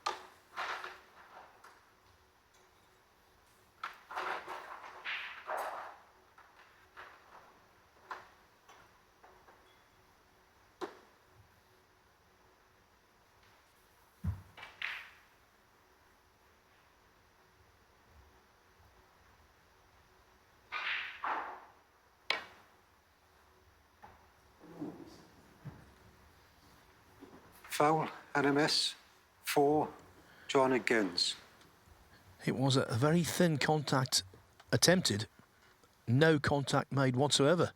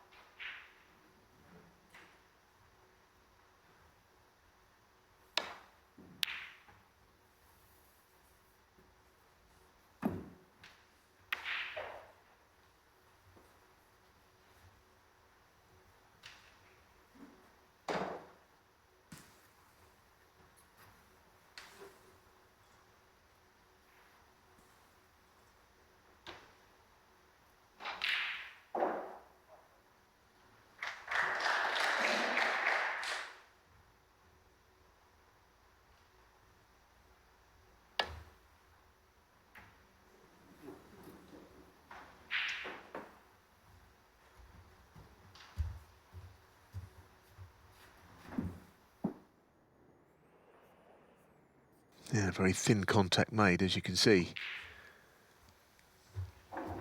But still, not all that pleased with it. Didn't get the cue ball on the cushion, bolt cushion.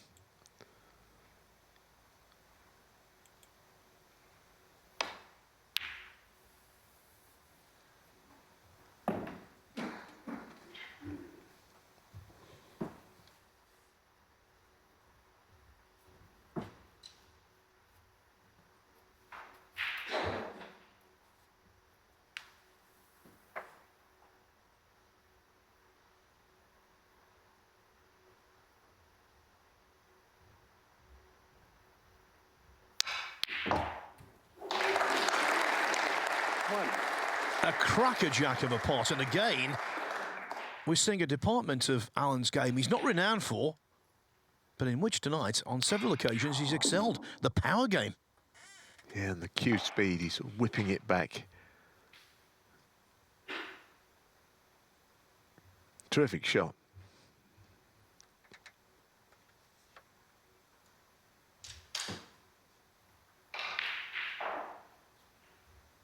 Now one big positional shot here if he can get behind a red. Another chance.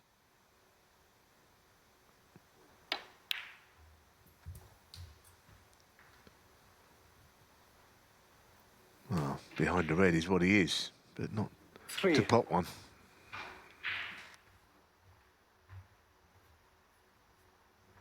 The opening reds deserved a slightly better outcome from the colour than what he got there.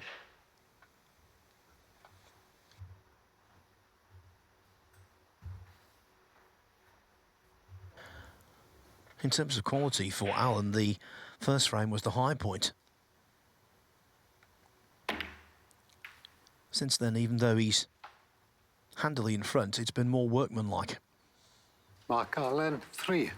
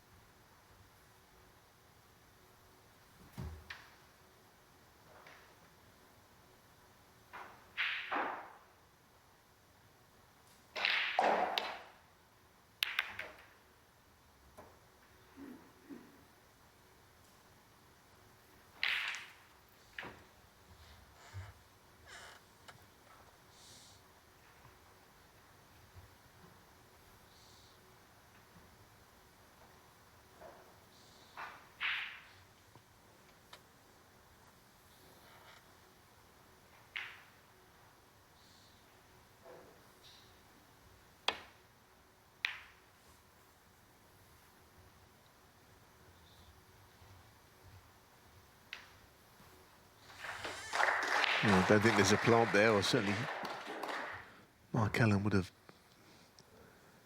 no doubt eyed that up. Those two rests not in line.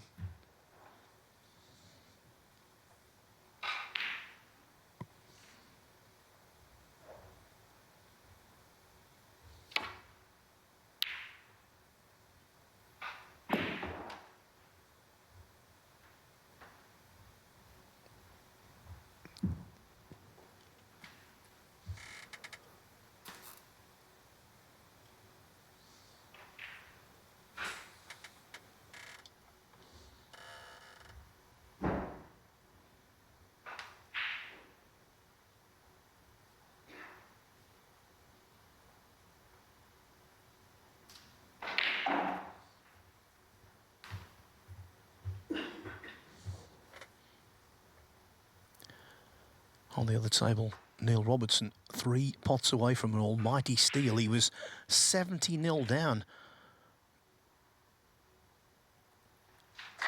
in this 5th frame. He's just knocked in the blue, so pink and black needed to beat Ross Muir 4-1.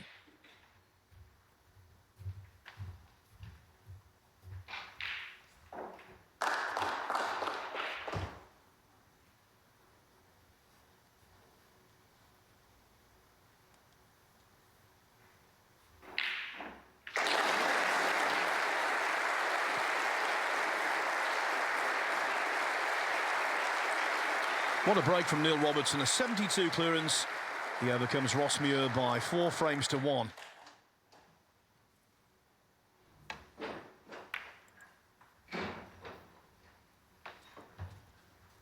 So Robertson, who last night beat Sean Murphy, now awaits either Barry Hawkins or Kyron Wilson in the quarterfinals. I'll tell you what, Neil, some heavy hitters going into the last 8. Oh yeah, it's a good event, isn't it, this one? That 4-1 scoreline over there, that was a lot closer. The frames were a lot closer. As you say, he was 70 in front in the decider, or what turned out to be the last frame. Ross Muir didn't win it. Could have won an earlier frame as well, so 4-1 doesn't necessarily flatter Neil Robertson, but it certainly should have been probably still playing over there.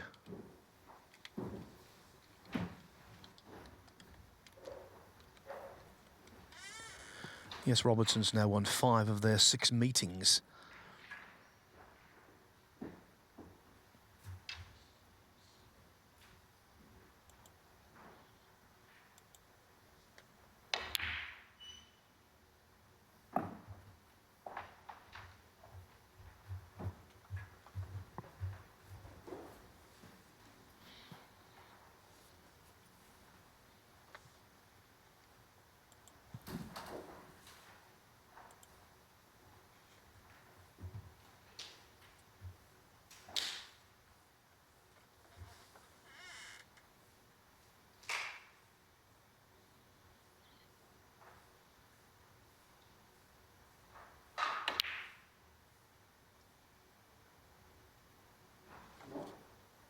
Well, what about that? Now, that is a very clever shot. Absolutely no way he could leave anything. And, of course, now on the black, so that's a very inventive shot.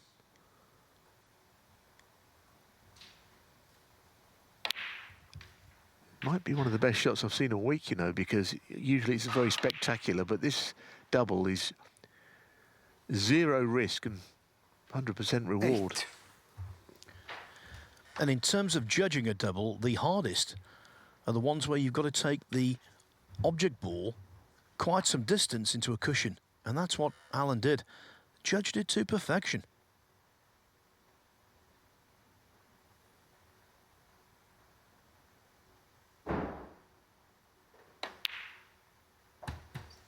Nine. John Higgins knows just what a cue ball master Mark Allen is. And that's why Higgins will be feeling as though the match might be slipping away. And then that happens. You can't get your Mark hat on. Allen, 9.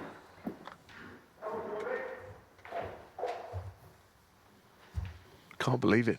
I cannot believe that. There's twice in this frame that he's made a very unlikely mistake. Of course, he hit the red on the way through, is why he missed it. So he might have been a little closer to the potting angle than it looked when he actually made a mistake in getting through to the pocket instead. Maybe it was very tight. Still expected him to get it.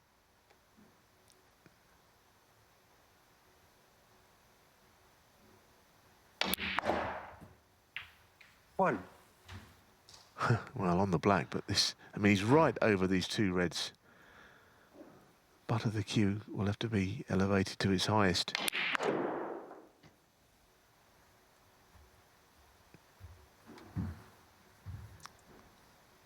It's one thing being slightly obscured by a red, but he's got two right in the way, and the one he's closest to is almost touching.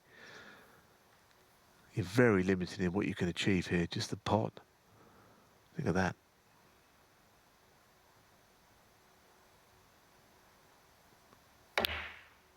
Didn't he play that well?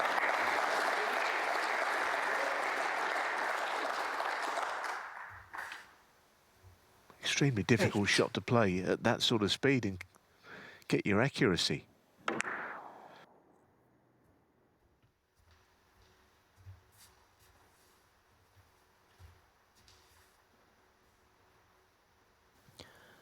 Actually a little unlucky to drop as awkwardly as he has.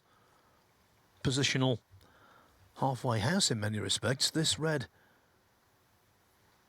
most certainly missable.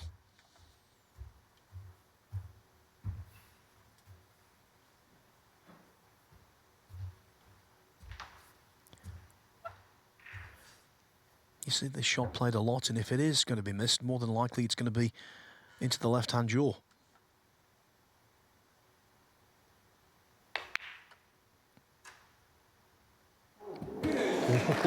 It was the left-hand jaw, but it fell anyway.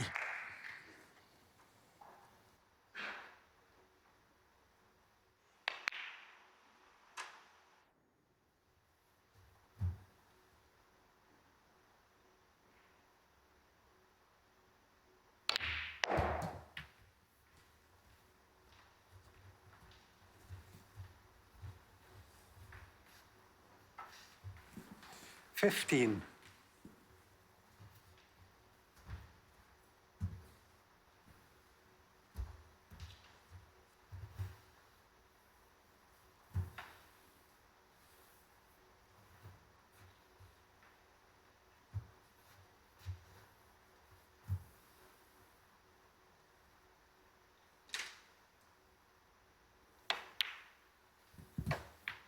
$16.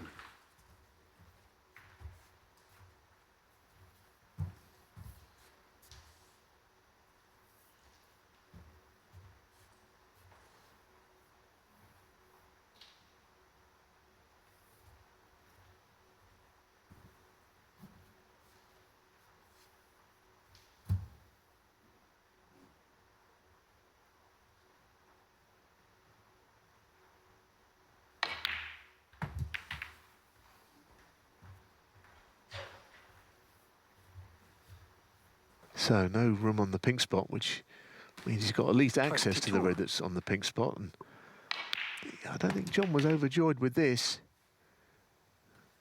Hitting the right-hand side of one of those 4 reds in the centre of the table. Makes this a slightly tricky one now.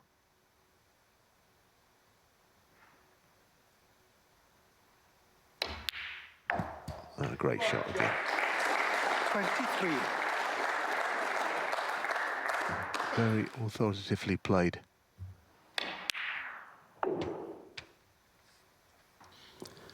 History tells us it's not recommended to give John Higgins too many invitations for redemption.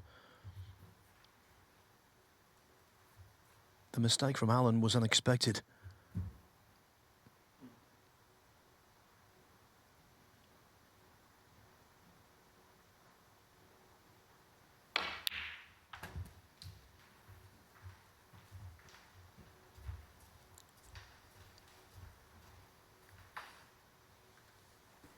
$25. The challenge of Higgins remains buoyant.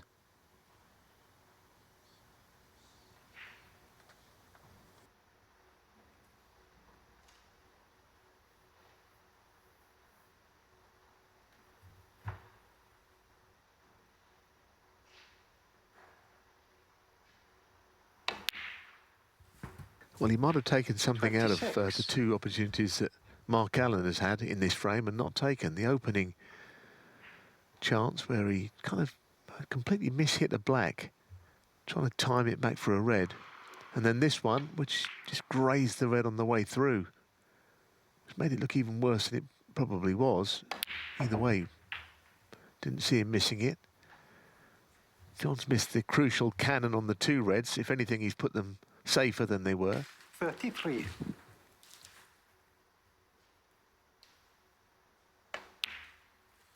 Which means he can 34. gain a further lead in the frame, but unless he does get those reds into play, it seems unlikely that he'll win it here.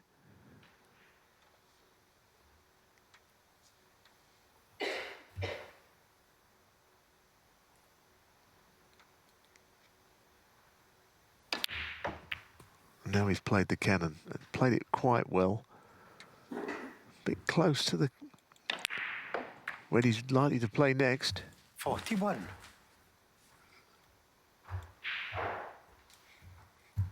If he gets the rest out on this shot, it's one of these you could completely fluff and the ball not reach the pocket. Anyway, he's just got to hope that something does come his way and he can get this match won. Just hit the buffers a little bit in this frame, Mark Allen.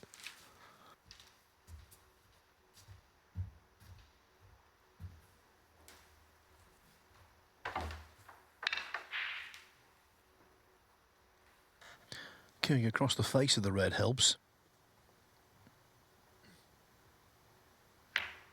Yeah, good point, Phil. If it had been a straighter shot, then he might have had a difficulty, but there was enough angle to make it very gettable.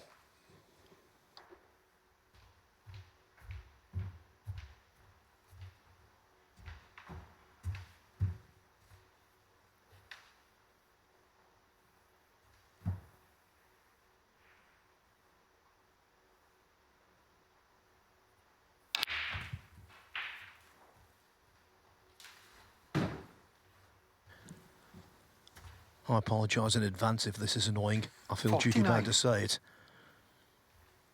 It's enough fun for a century.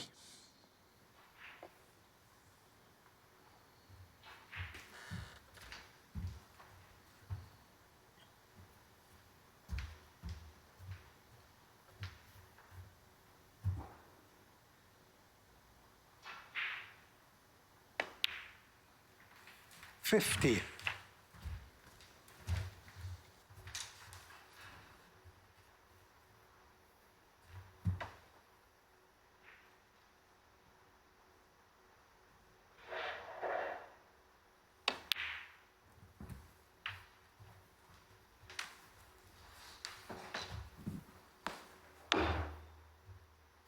$57.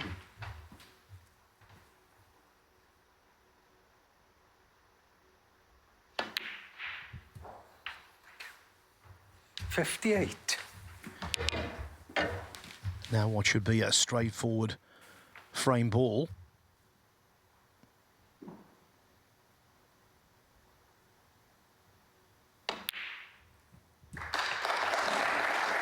And we can start to think about amending the record books. 65. It'd be a good effort from here to do so with a few balls near cushions. 66. Well, this is a shot, really. To get to the left side of that red, but not so far that it's covered by the brown.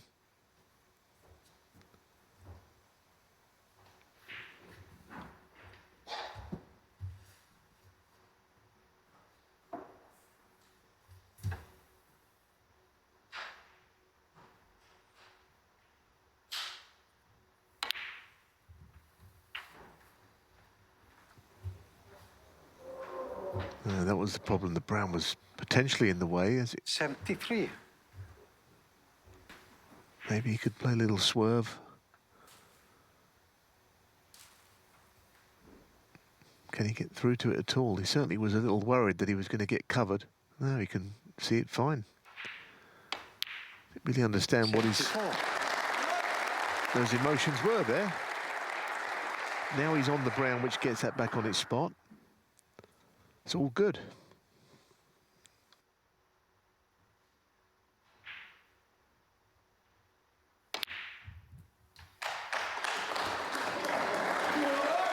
Oh, what a chance now. Goodness, he's done all of the hard work, Phil.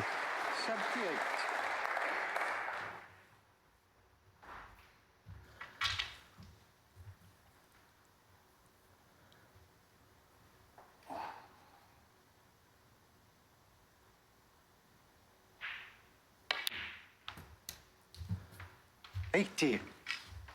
I remember when he started out in '92. I remember even before that when he won the junior title at the World Masters. We knew he was good. But he's been more than good. He's been one of the best ever.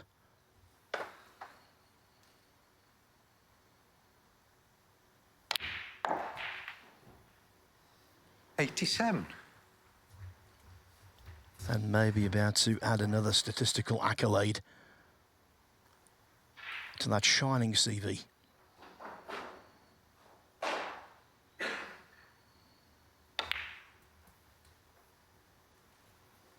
'92. Playing it with right-hand check side meant he was always going to finish top side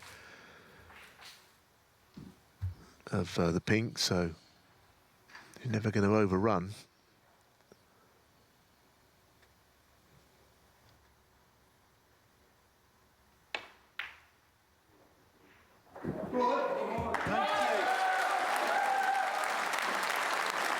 This is it. This to win the race. To be the second player to 1,000 centuries.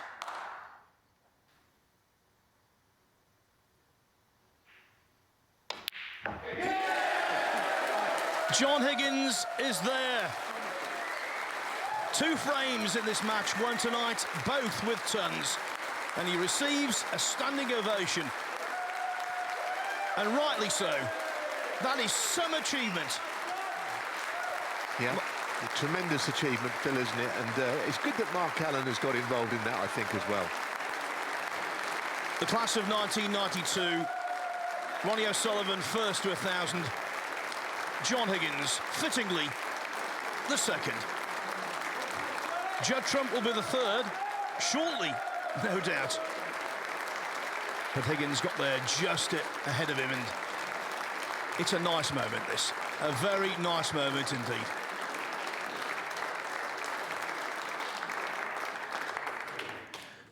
And now just to confirm what John Higgins has managed to do. Look at that. 4 figures in terms of centuries made. By the way, not in practice. This is in professional competition. Judd Trump, 2 behind, might do 1,000 himself here in Brentwood over the next few days. Neil Robertson also closing in on that magic mark. But it's Higgins who arrives there second, behind only his great rival and contemporary Ronnie O'Sullivan. Now it's a matter of calming himself down, Neil, and trying to win this match, which is very important in terms of staying in the top 16, which is another statistical goal. Indeed, yeah. And of course, if you mentioned about making centuries in practice, he would have made many thousand if you included all of those over the years. And it all came about because of that quite surprising shot that Mark Allen missed. He felt he was about to get the match won. The match is by no means won here. It looked like John had missed out on his chance to get to 1,000 in this match because it didn't appear that he could play any further part in it. I mean, that shot where he was queuing over the top of the two reds was terrific. This one, as Phil said, predicted he might miss it on the thin side. He very nearly did. Then he played not such a great shot here, but recovered it with a very firmly played red to the middle. So it wasn't plain sailing. I mean, as far as the cue ball control, it wasn't one of his best, but certainly one of his most significant. Century breaks, terrific recovery red. Eventually got that cannon, he missed it prior to that. So he kept toiling away. Eventually, it all fell into place.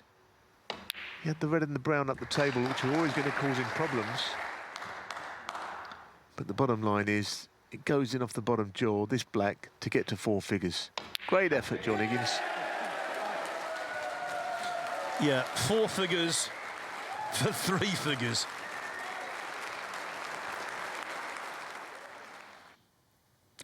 Just thinking about it, you know, when John Higgins started down the path to greatness in the early to mid-90s, only a handful of players then had made 100 centuries in professional competition. Who would have thought 30 years ago that we would have not 1 but 2 players now at 1,000, underlining the wonderful standard on the World Snooker Tour these days. And also wonderful sportsmanship from Mark Allen, as you said, Neil.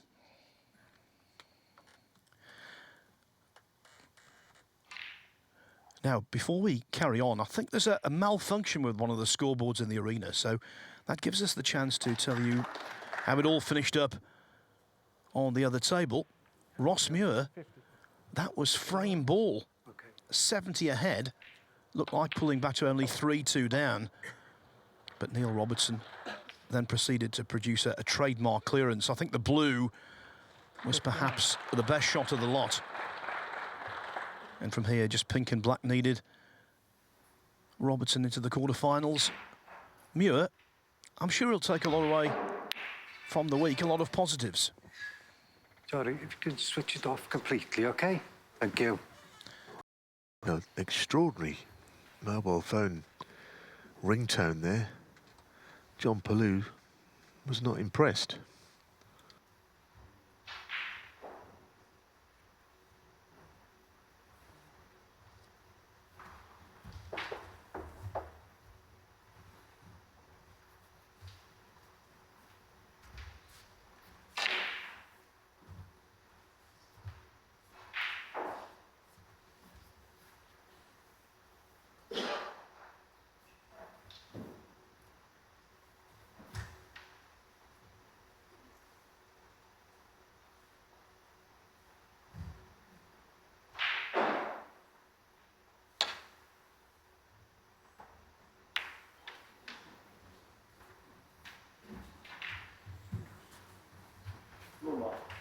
I think it's one of those, if you miss it on the way up, you'd rather miss it on the way back down and give the 4 away rather than do what he did.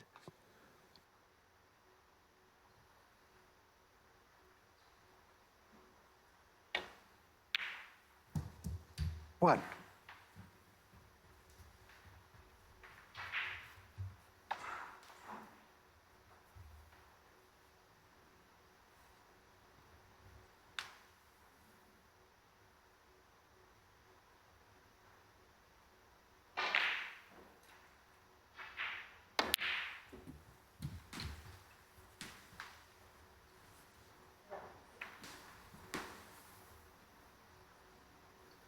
Five. Well, he's on the red too, left middle, but ill-directed shot, actually, off that green. Maybe a little fortunate to have any shot at this red.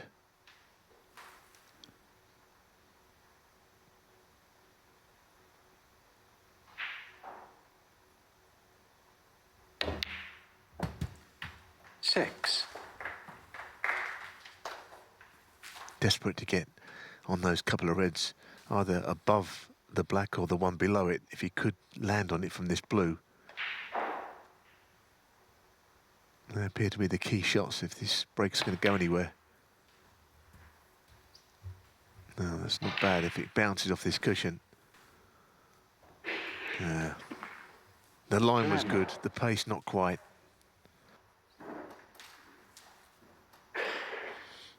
Yes, in the end, didn't even reach the cushion.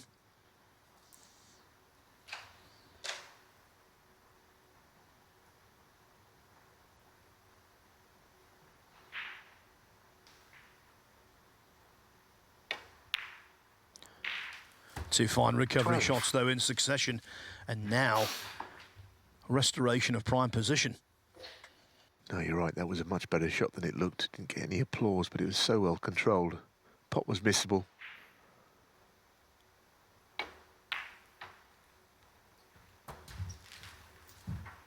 So we've had the landmark reached, which was a great 17. thing, and Mark Allen was very sporting. John has got there. Now it's all about getting the match won. Mark Allen's got the chance to do that here. 18.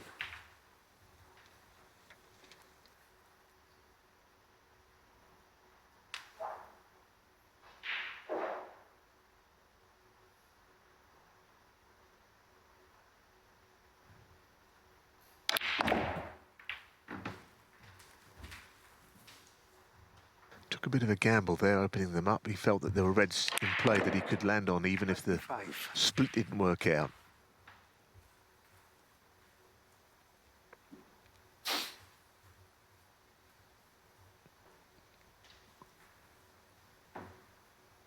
Well, this has got to go in, up into the yellow pocket.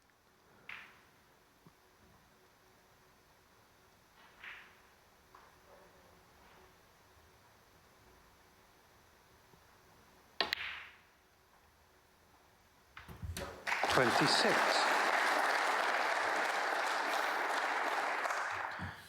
Everyone, understandably, talks about Mark Allen's cue ball control, which is top-notch. I think his greatest asset, though, he's got bottle. Bags of it.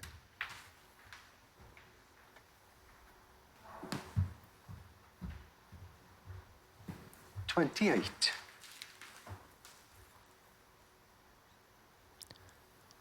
93% pot success rate. You can't argue with that.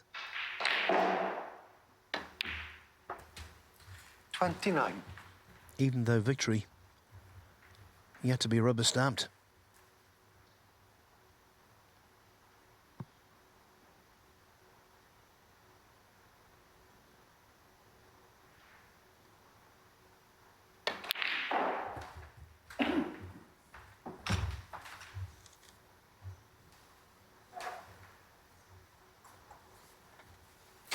$36.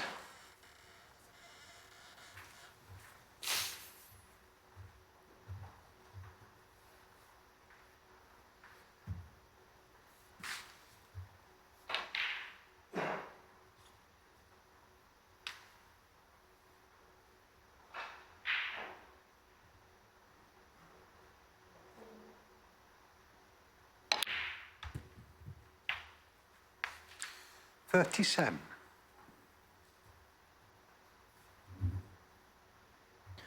You saw in the background there a quick shot of Chris Wakelin and Pang Junzhu, who will provide the opposition for the winner of this one.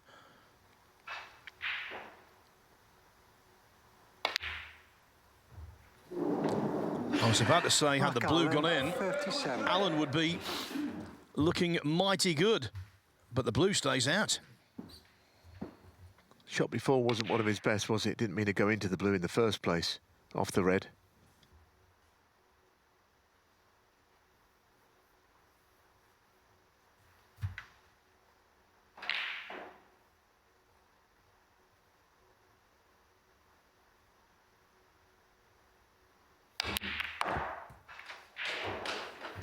One. He's done well there, goodness. I know he's not right through, but he's got a shot at the black, and he had to absolutely pile drive that cue ball through the reds in the centre of the table.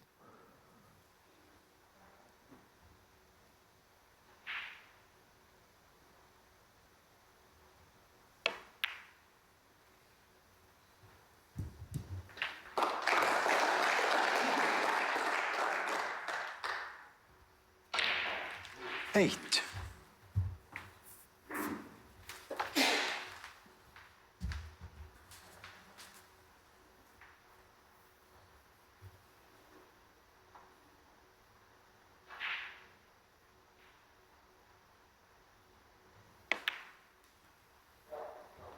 Nine.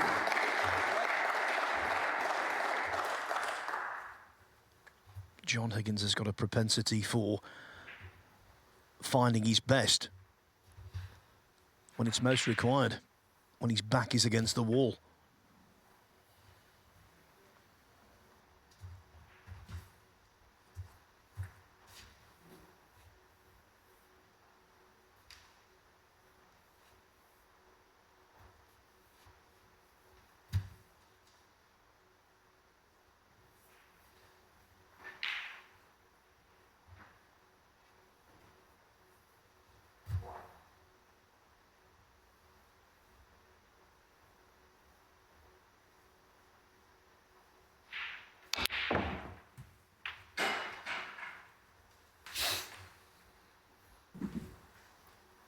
Got that a little fat, a little 16. too thick. That's why he's not ideally on the red he played for.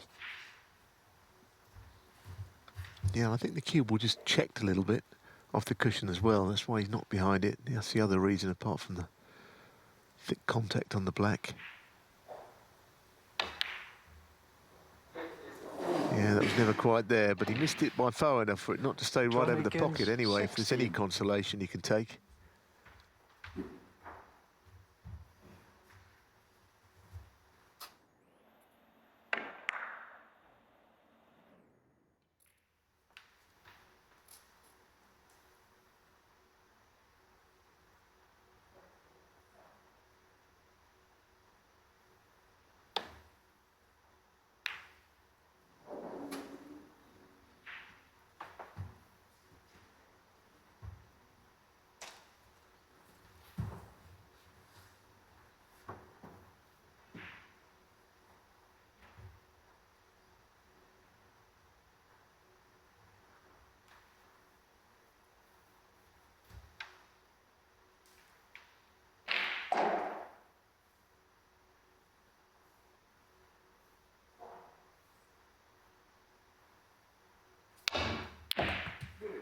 One.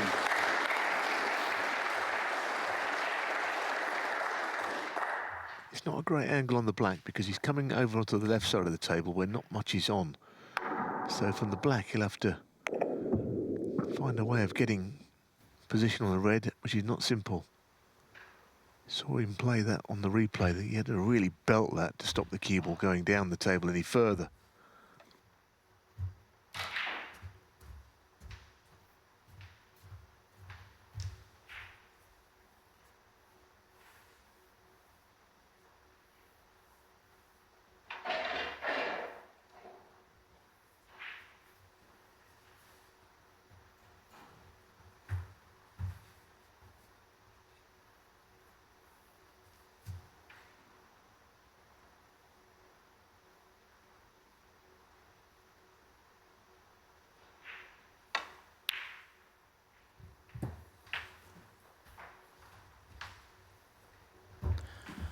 Had no option but to keep that Eight. simple.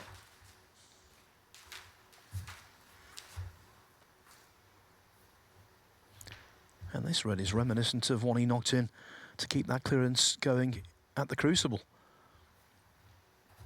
5 months ago. Same pocket.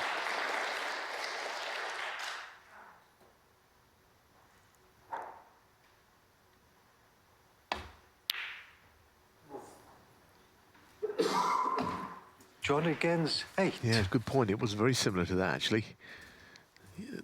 Your mind is always remembering that the initial double, but that was one of the better shots in the break as well, but not on this occasion.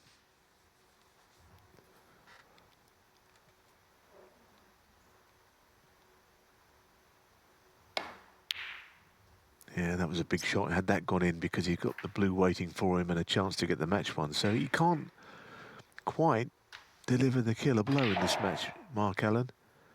And he's had a few chances too.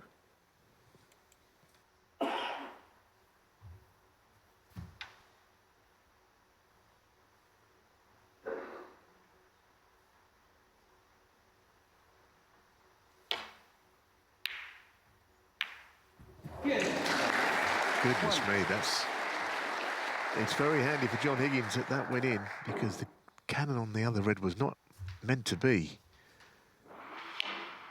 He must have meant to miss that red. Well, this black is another one that has to drop.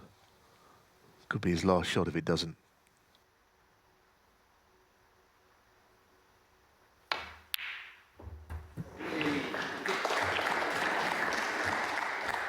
It wriggled, it wobbled, but it went in, and now look at these balls. Higgins suddenly favourite to take it all the way.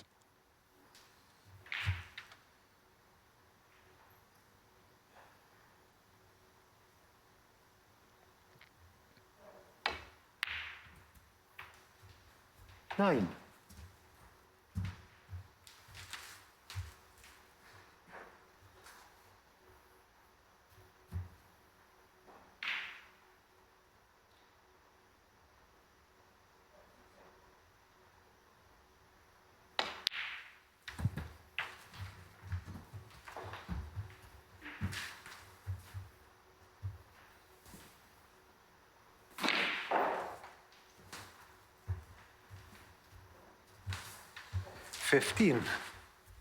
Yes, he's not quite a repeat of that match at the Crucible, but you just get the feeling that there are a few do-or-die shots that John has knocked in that have been a bit reminiscent of what happened that day.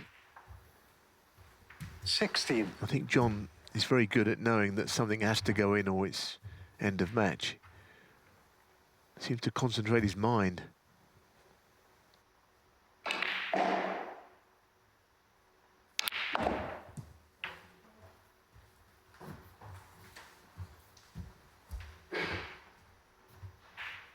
$23.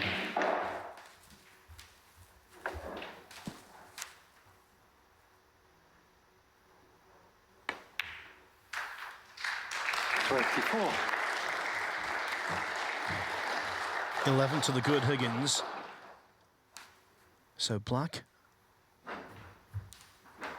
red, black, yellow would be sufficient to leave Mark Allen requiring a snooker.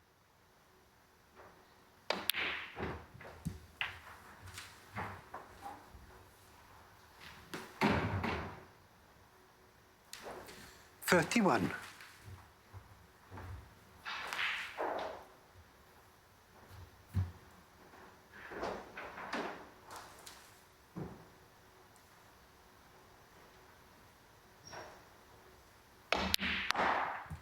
$32.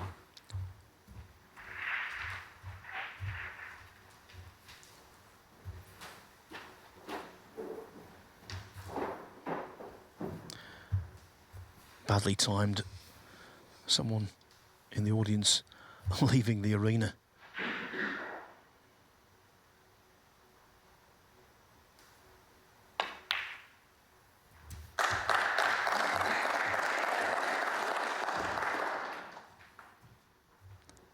$38. Well, he's got the bit between his teeth now, hasn't he? He's got over the landmark, and that was holding him back a little bit in recent matches. He's not made a century for a few games, but he's made 2 tonight, so he's done that.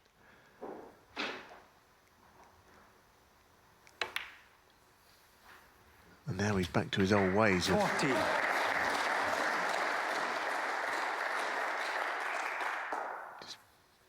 winning frames from positions where he might well lose them.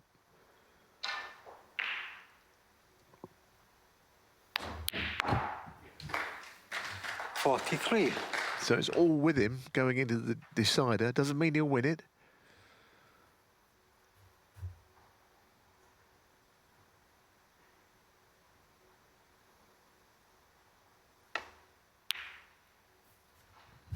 $47. Alan must be thinking, not again.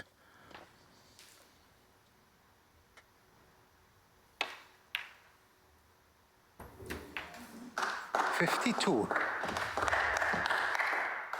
It's been a night when we've talked an awful lot about centuries, but it's a half century that keeps Higgins going. 58.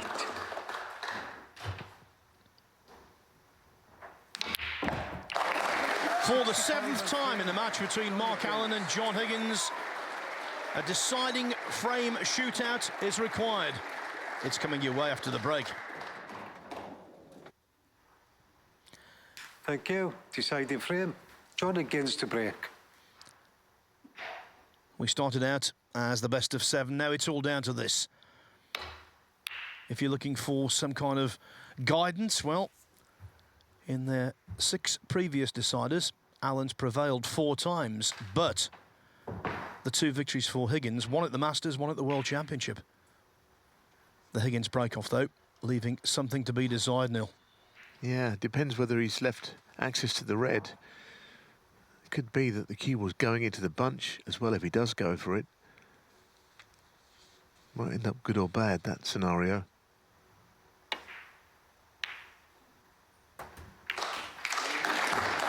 Played it really well. He's just overdone it slightly to pot it and just glance off the reds. Was a clever shot, but he's got the pace wrong. Don't think he's going to attempt the black.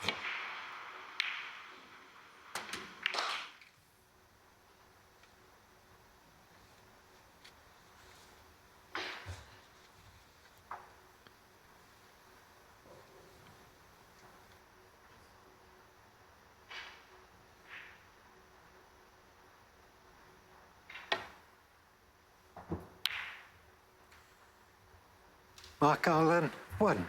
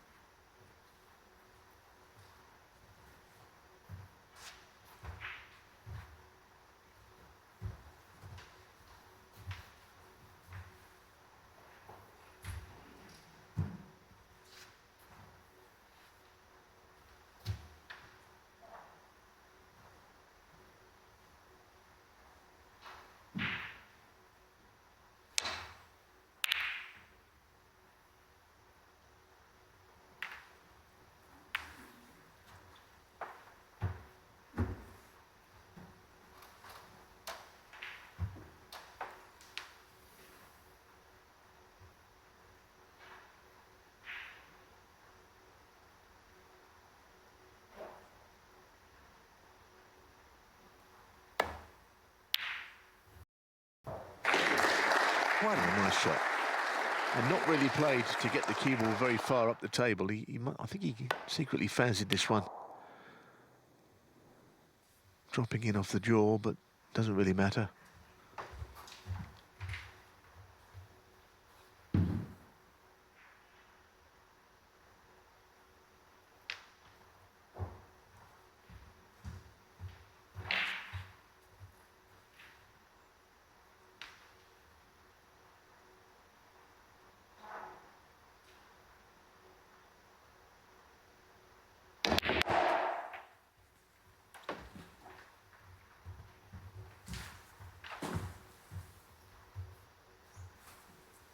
$6.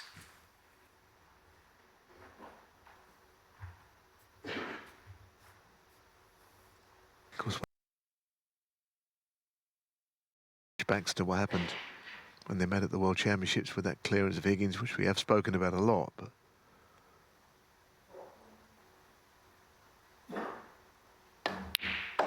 you know, it'll be on Mark Allen's mind as well, I can tell you.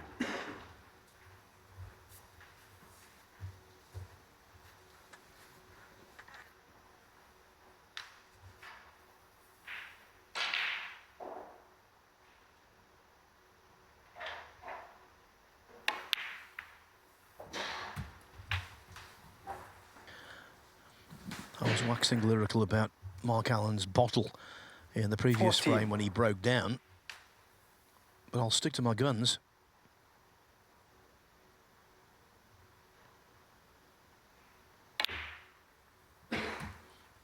$15. More often than not, he copes with pressure very well.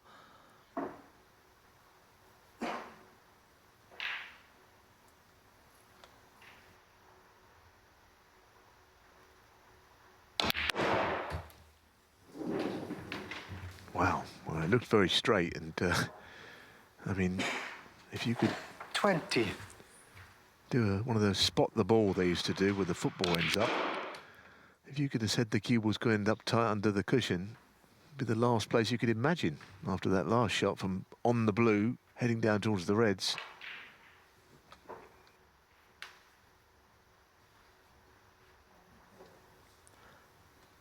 Spot the ball, that brings back some memories. Yeah, just very unpredictable, wasn't it?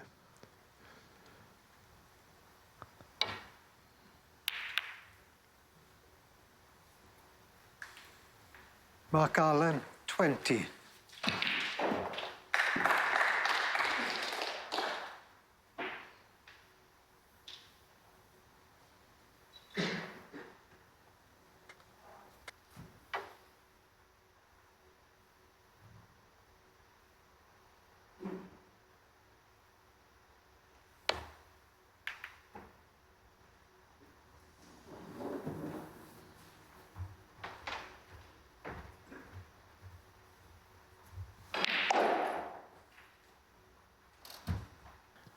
It's never a good thing when you're playing back into balk to catch the far jaw of the middle pocket.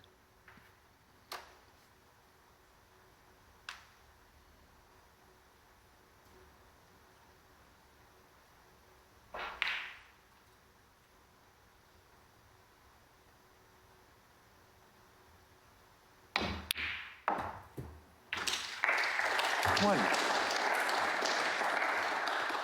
Once again, not quite getting the distance on the cue ball. He's got that angle where he's really got to thump this to get down to the reds on this table. So nothing is particularly easy right now.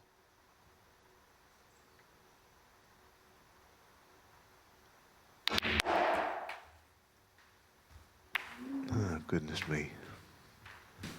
Oh, well, it's bad enough hitting it, he snookered himself, so 6. some slightly worrying signs for Mark Allen that getting over the line is proving a real difficulty.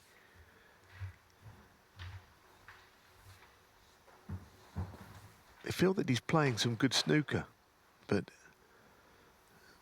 for some reason it's getting very difficult for him to win this match now.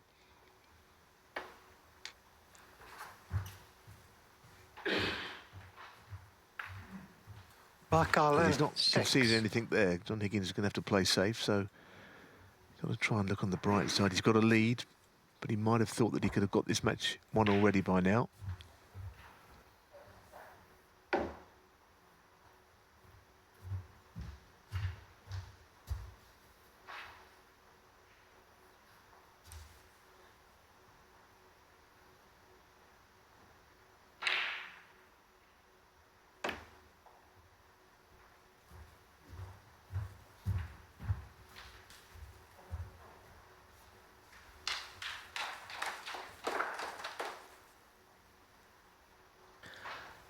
So the sum and substance of this match, a total of 3 centuries, 1 excellent clearance, a couple of disjointed frames, and now a typically nervy decider.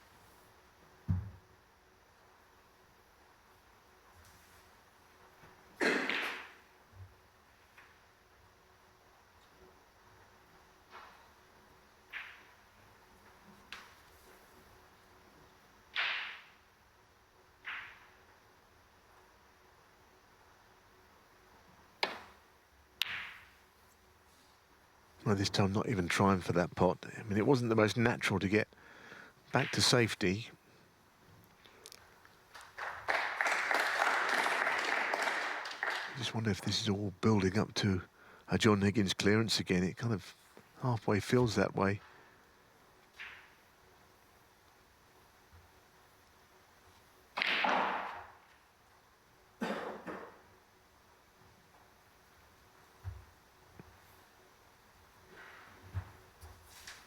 There was a little sneaky look down the line to the right of the pink to see what can be hit of those reds. I think there's one that can just a little bit of it sticking out.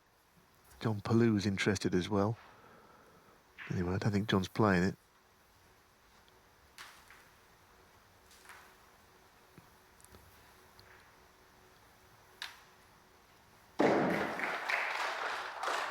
And he's just dead batting this, playing off the cushion.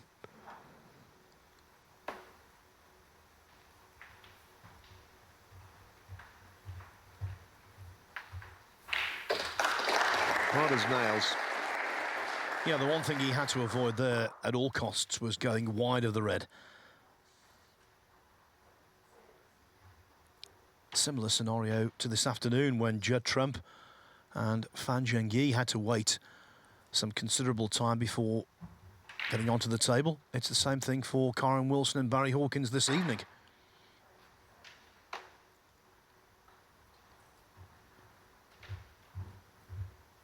Whatever occurs from here on in, they won't get out there. They won't be potting balls until well after 10 o'clock.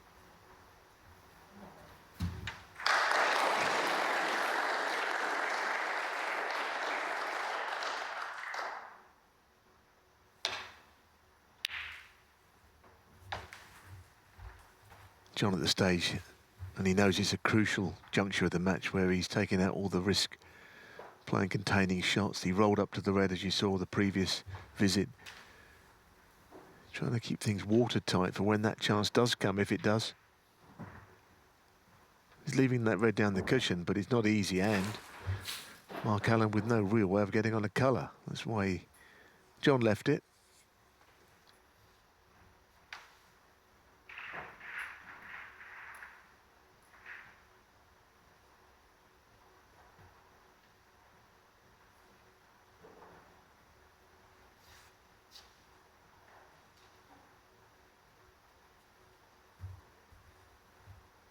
Further progress on table 2. Pang Junzhu has made an 83 break to lead Chris Wakelin 2-0.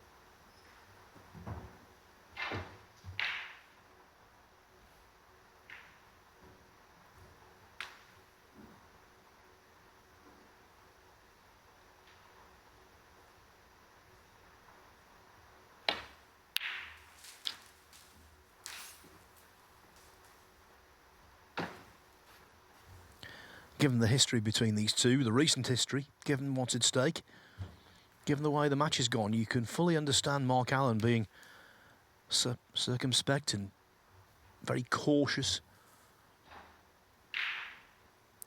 A defeat, having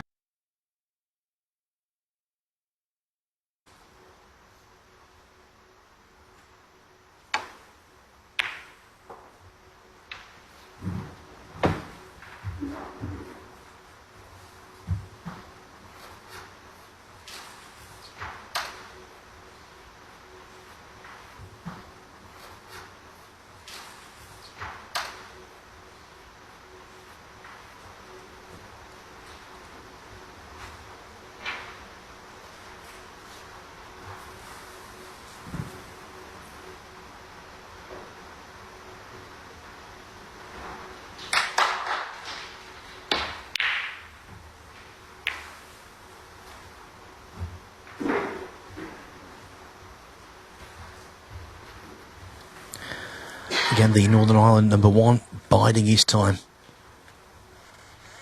Well, they're both a bit like that now. Again the Northern Ireland #1 biding his time. Well, they're both a bit like that now, aren't they? They're both gone into that mode. Decider mode. Take as much risk out of things as you can.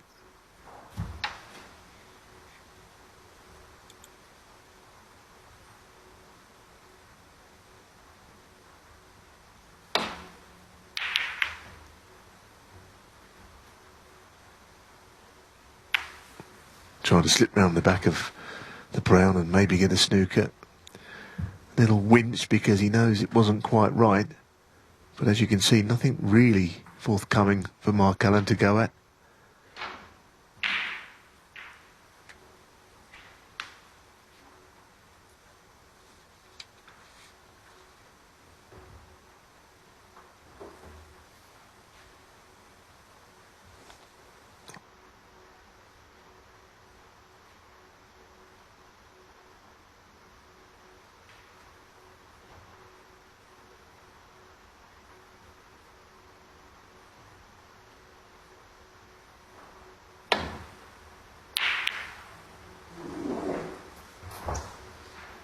It's a slight mistake, but not necessarily a major one. That red could have easily cannoned the other one and gone over the pocket.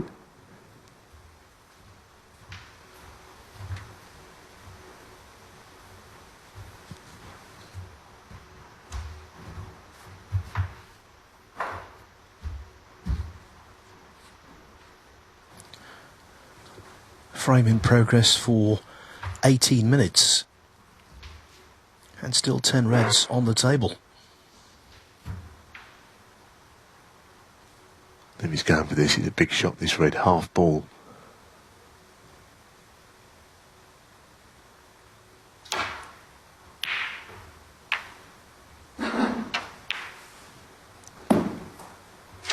Well, he's got cover. He might need cover behind the yellow, but Mark Allen was very quickly out of his chair, and he's not seeing anything that he really likes.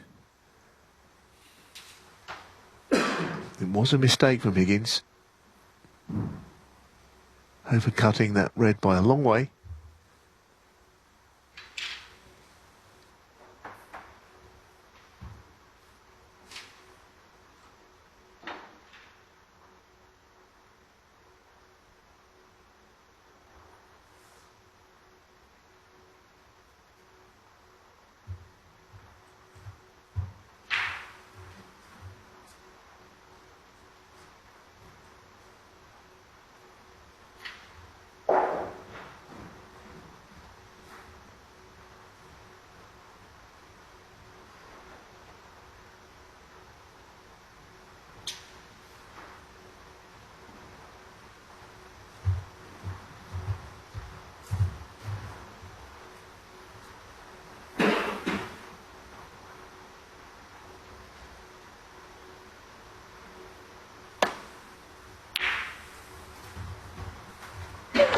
That tells a story, doesn't it? I mean, it was not an easy pot, but he's now ruled out any risks. It's been happening for a while, but I thought he would at least go for that one.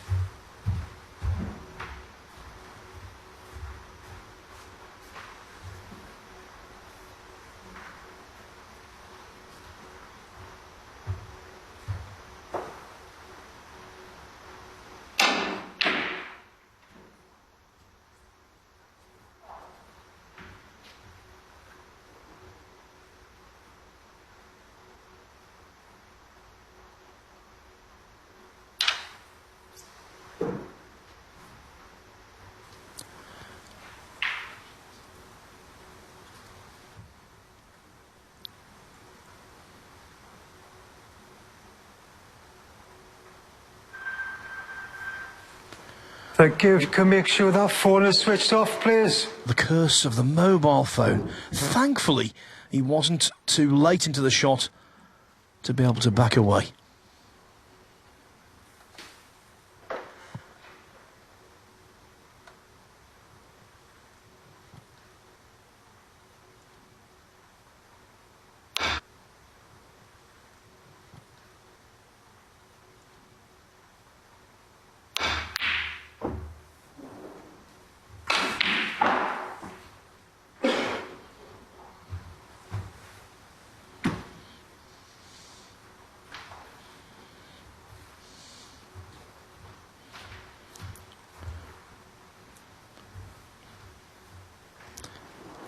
So he got back down after the mobile phone rang.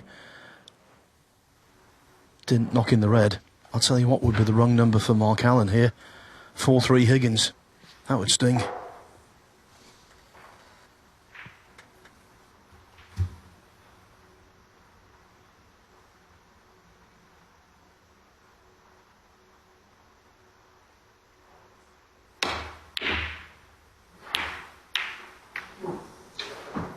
Oh, another very handy second kiss.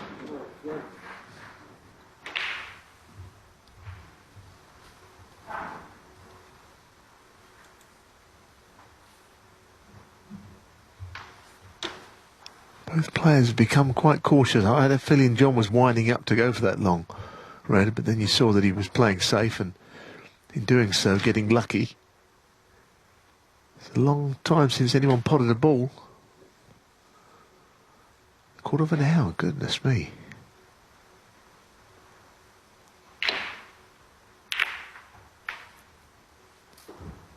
They haven't gone for very many in that time either, quite honestly.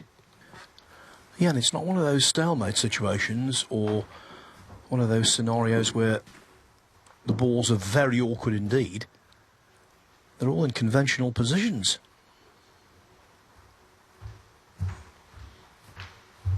Symptomatic of where we are.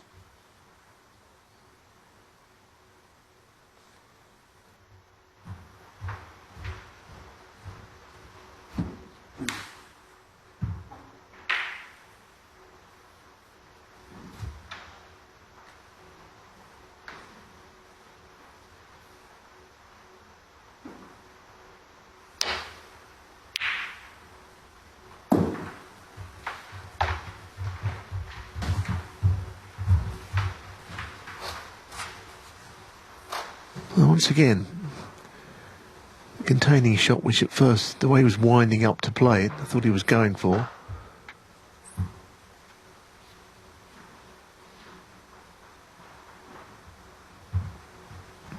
I mean, the intensity of this last frame is as if it's a world final decider. Both players are giving nothing away.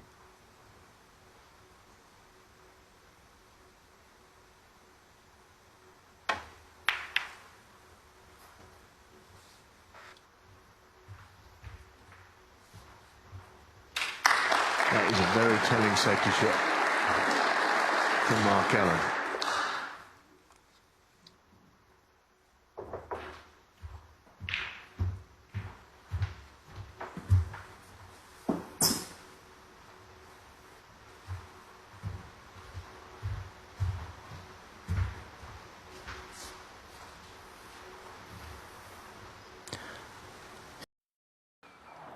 Mark Allen could get onto a colour from it, so I don't think he's even going to entertain it again.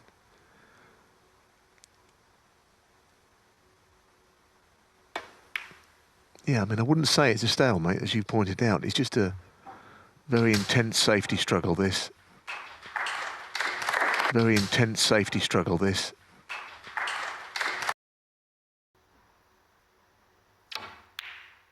Just getting a little bit of luck, John, isn't he? That he got lucky there not to leave anything.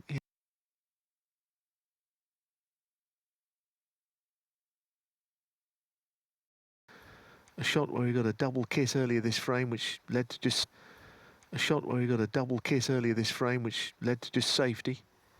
I think he is getting a run of the ball. I mean, the red could have finished absolutely anywhere. I mean, the red could have finished absolutely anywhere once it stayed up.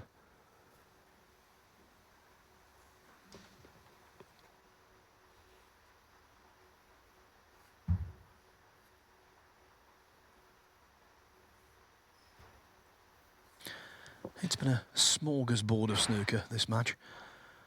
Centuries and dogfights.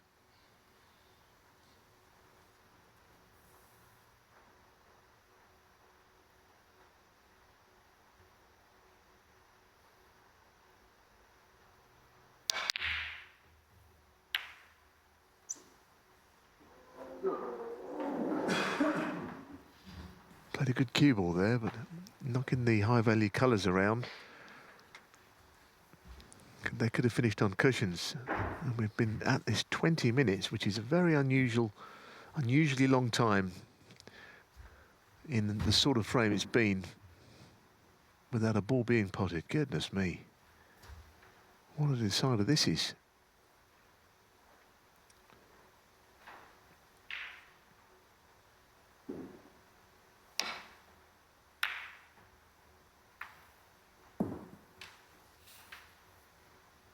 Of course, the longest ever deciding frame was 2 hours, 3 minutes. David Gilbert, Virgil O'Brien, the deciding frame to qualify for the Crucible a few years back.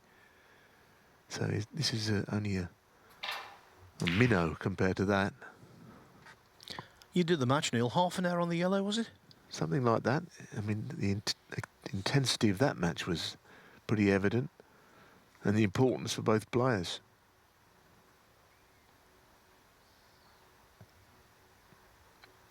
It's when you get an hour-long first frame of a match, which doesn't have the same meaning.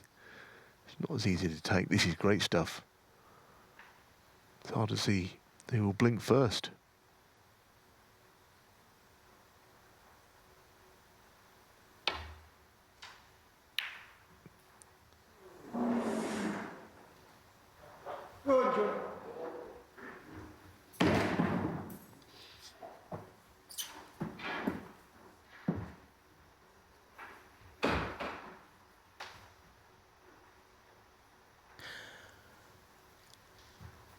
On table 2, Pang Junzhu, 2-0 up on Chris Wakelin. Very latest in the third frame, 27 points to 1 ahead. Is the former ranking event finalist.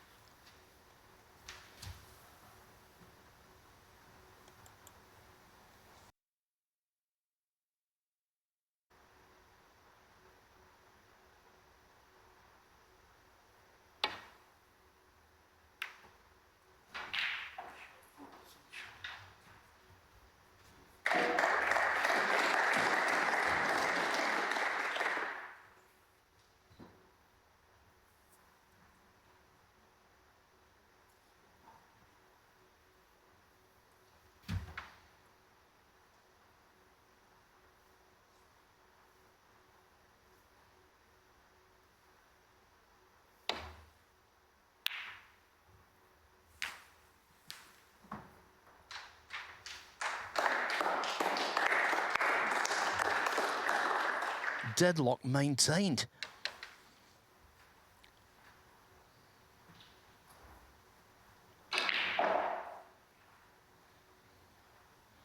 And all the while, the table becoming a wee bit scruffier.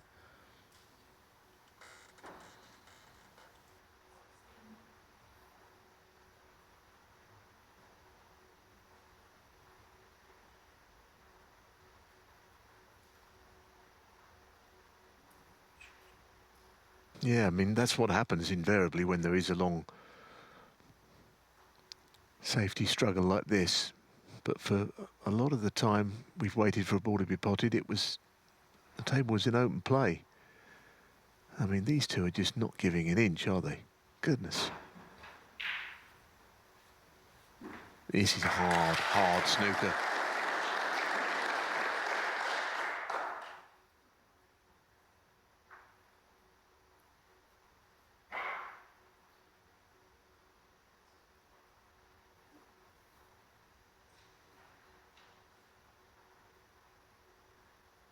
"25 minutes since a ball was potted." Goodness. Takes some believing, really, all the shots that have been played.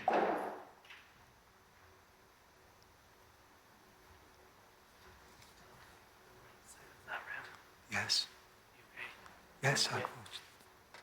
Yes, thank you. I know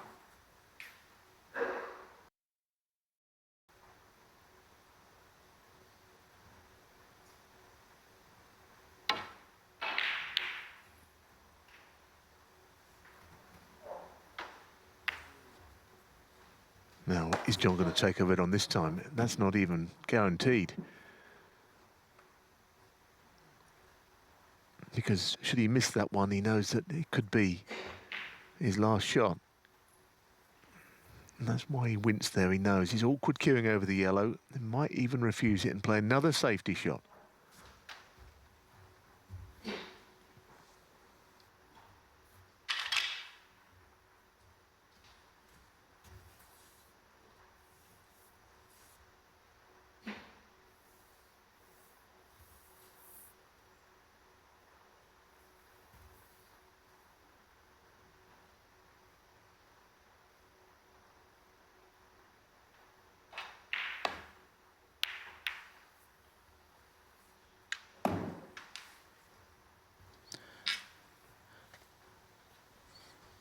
So to use a sporting analogy that might not really work, but I'm going to do it anyway, in the time between pots here, a world-class runner could complete a 10,000 metres race.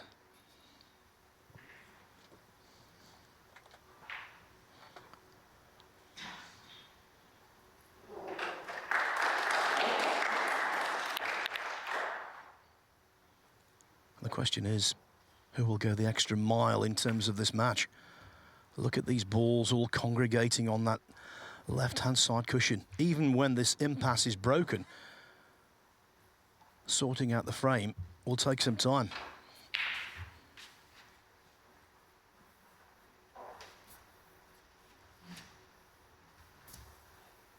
But he might be trying to cut this red in. He may get a standing ovation if he does, more so than the 1,000 centuries.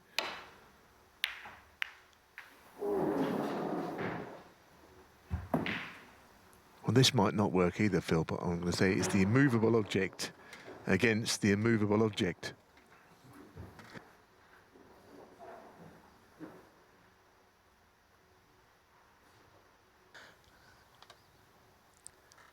Yeah, the irresistible force not relevant. Absolutely.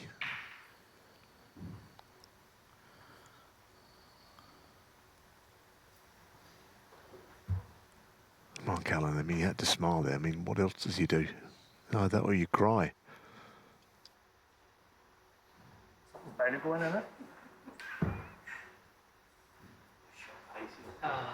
Still Stevie. I think he said, I'm going to do a Stevie, which is just have a lunge at one of these and see if he can fluke one. That's what he was kind of joking to John. They're good friends, both of these two, with Steve Maguire, of course.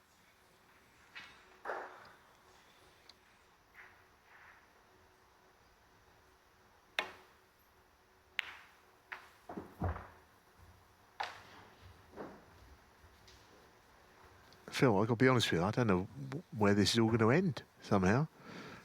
I think the more important question is when it's going to end. Thank you, not for the players at the table. Thank you. A member of the audience suggested a re-rack, but 27 points ahead, Mark Allen is never going to agree to that.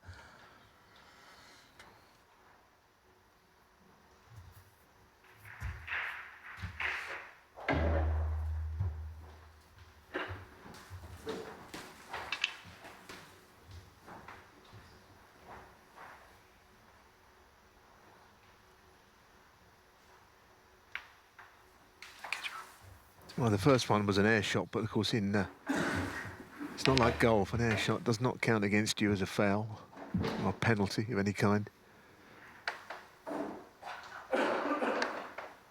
He's looking at a three-ball plant here, and the interesting thing about this is the red close to the pocket would allow it to be a bigger pocket, but I mean, all those balls in a row. It's a complicated one. 30 minutes, half an hour since a ball was potted. If it wasn't for the red close to the pocket, he would not consider this, but he feels there might be a way of nudging a red in off the other.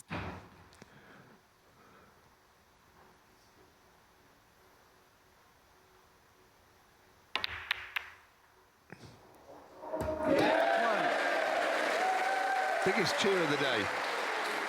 Eureka!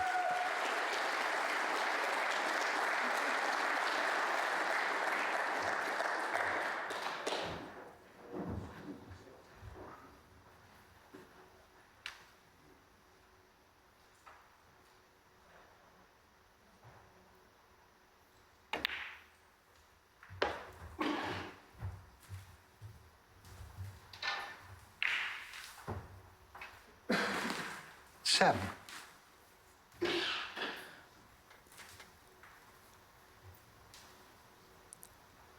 Still some intricacy to be completed.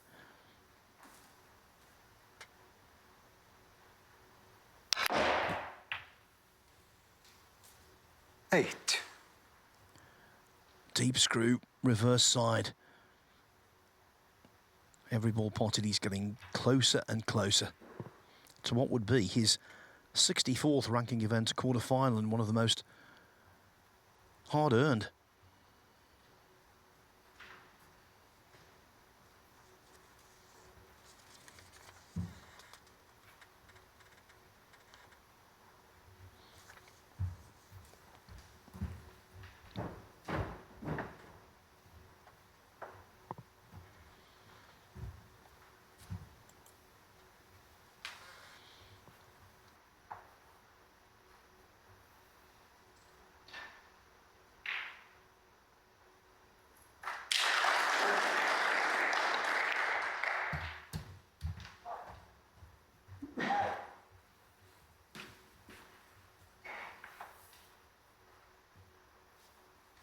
$15.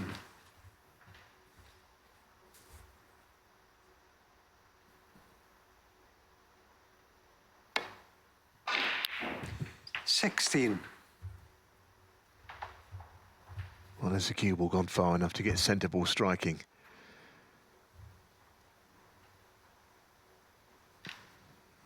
Just about get to it without cueing over the top of the red.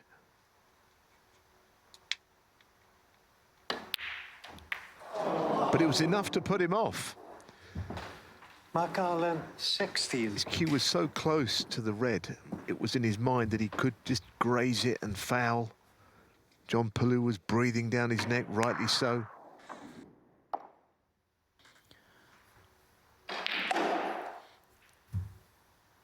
Yeah, the problem started because the previous red was hit badly.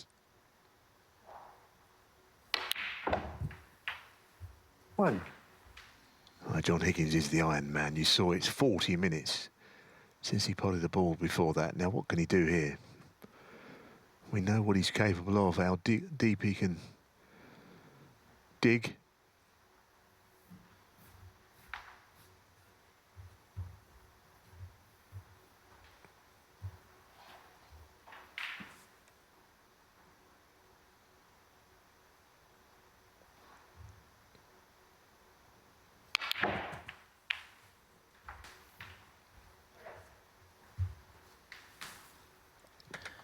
He needed to dig deep on that cue ball. He has pulled it back far enough. Yeah, but the problem is he might be going into other reds here. There's some uncertainty about the positional side of this shot and the pot.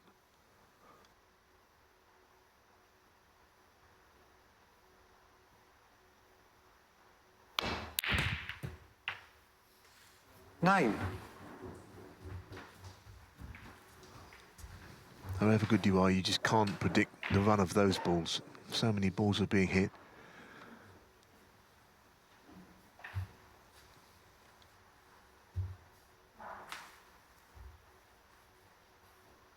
Now, this blue to middle with the red over the pocket is a very unpleasant shot to be faced with.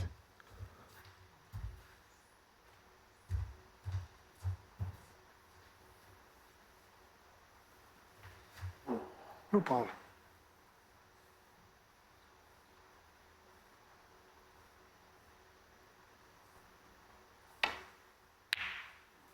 Oh my goodness, what a shot. Just just rolling it across the nap. 14. Probably losing the match if it doesn't go in. He's made of iron, isn't he? It was simply superb, but can he keep it going? Are we going to see a duplication of what happened at the Crucible?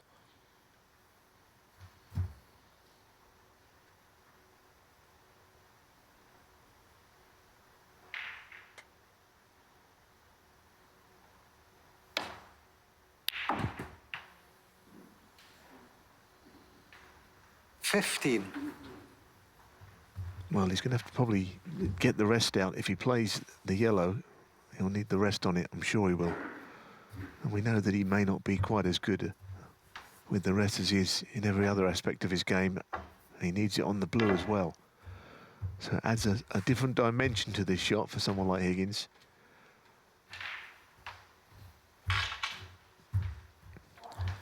It's a 3-hour match. That's total playing time. Late night drama at the Brentwood Centre with one more match still to come.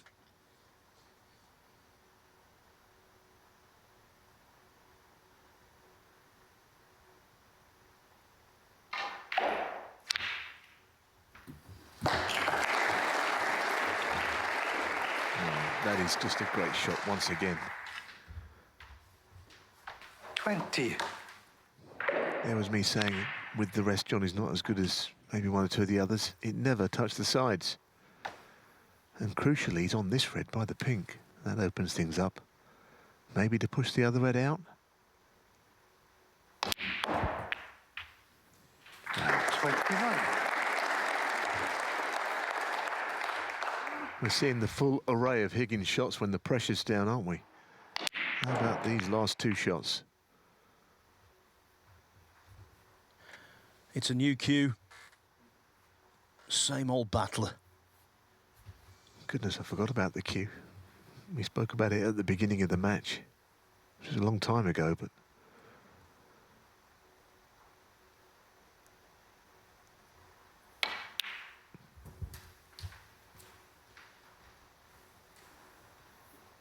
That's perfect. I think John is actually used to changing cues. He has used many in his career. Other players might only use one or two in their whole snookering career. 24. He must like it.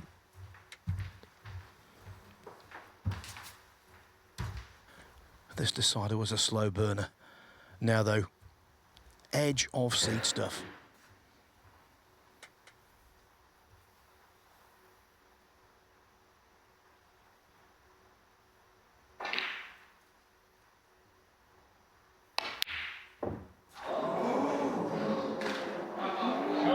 All that work, and then the pink. You never expect him to miss. Goes astray. Yeah, I mean, he potted 5 more difficult shots than that in this break. He was slightly stretching, but no way do I think he'd miss it.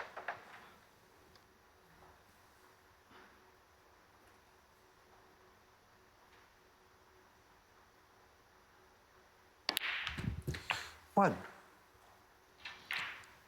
The Crucible flashbacks for Alan have receded. This black and the last red, and he should be okay.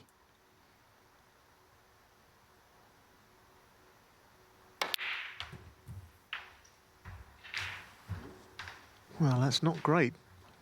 Yes, he's got almost a free shot at it up into the yellow pocket, but 8. that would not have been how he meant it. And you can see him shaking his head. I wouldn't blame him for just bringing the cue ball right under the black cushion here, because the pot is anything but guaranteed.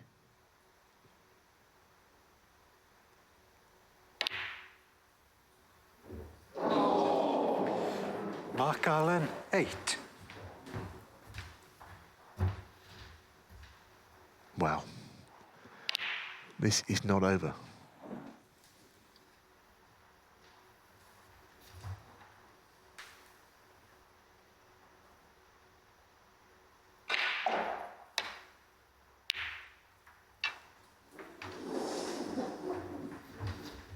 Well, he's had a bit of luck there again, goodness. There have been a few rubs in favour of Higgins. That was a double kiss, but it was a very thin one.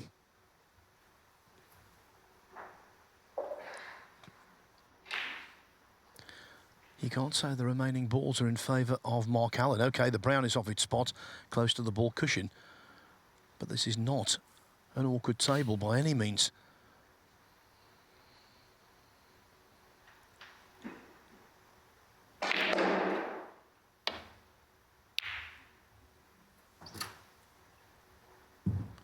Very well done. Excellent.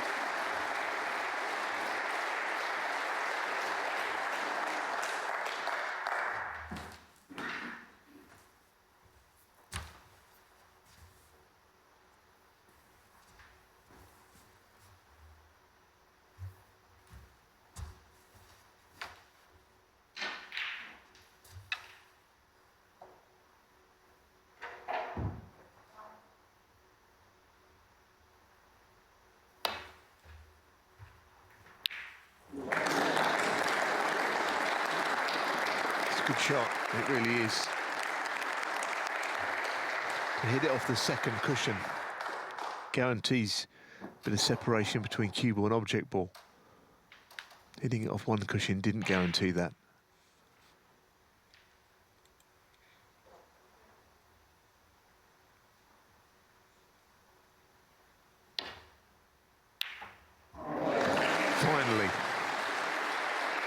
Finally. And really, after all of what's gone on here, who could really deny Mark Allen this?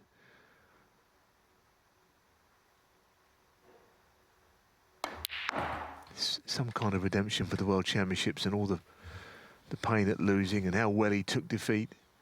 He's going to get one back here.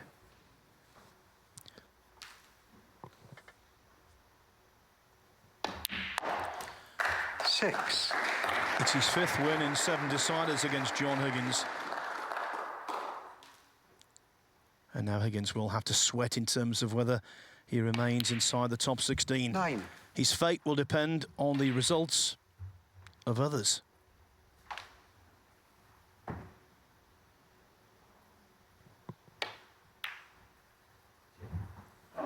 Mark Allen, but that's not a concern of Mark Allen. What a match that was. We saw a milestone, John Higgins's 1000th century, but he didn't get the desired result. Instead, it is Mark Allen who goes into the quarterfinals of the Bedvictor English Open by a margin of 4-3.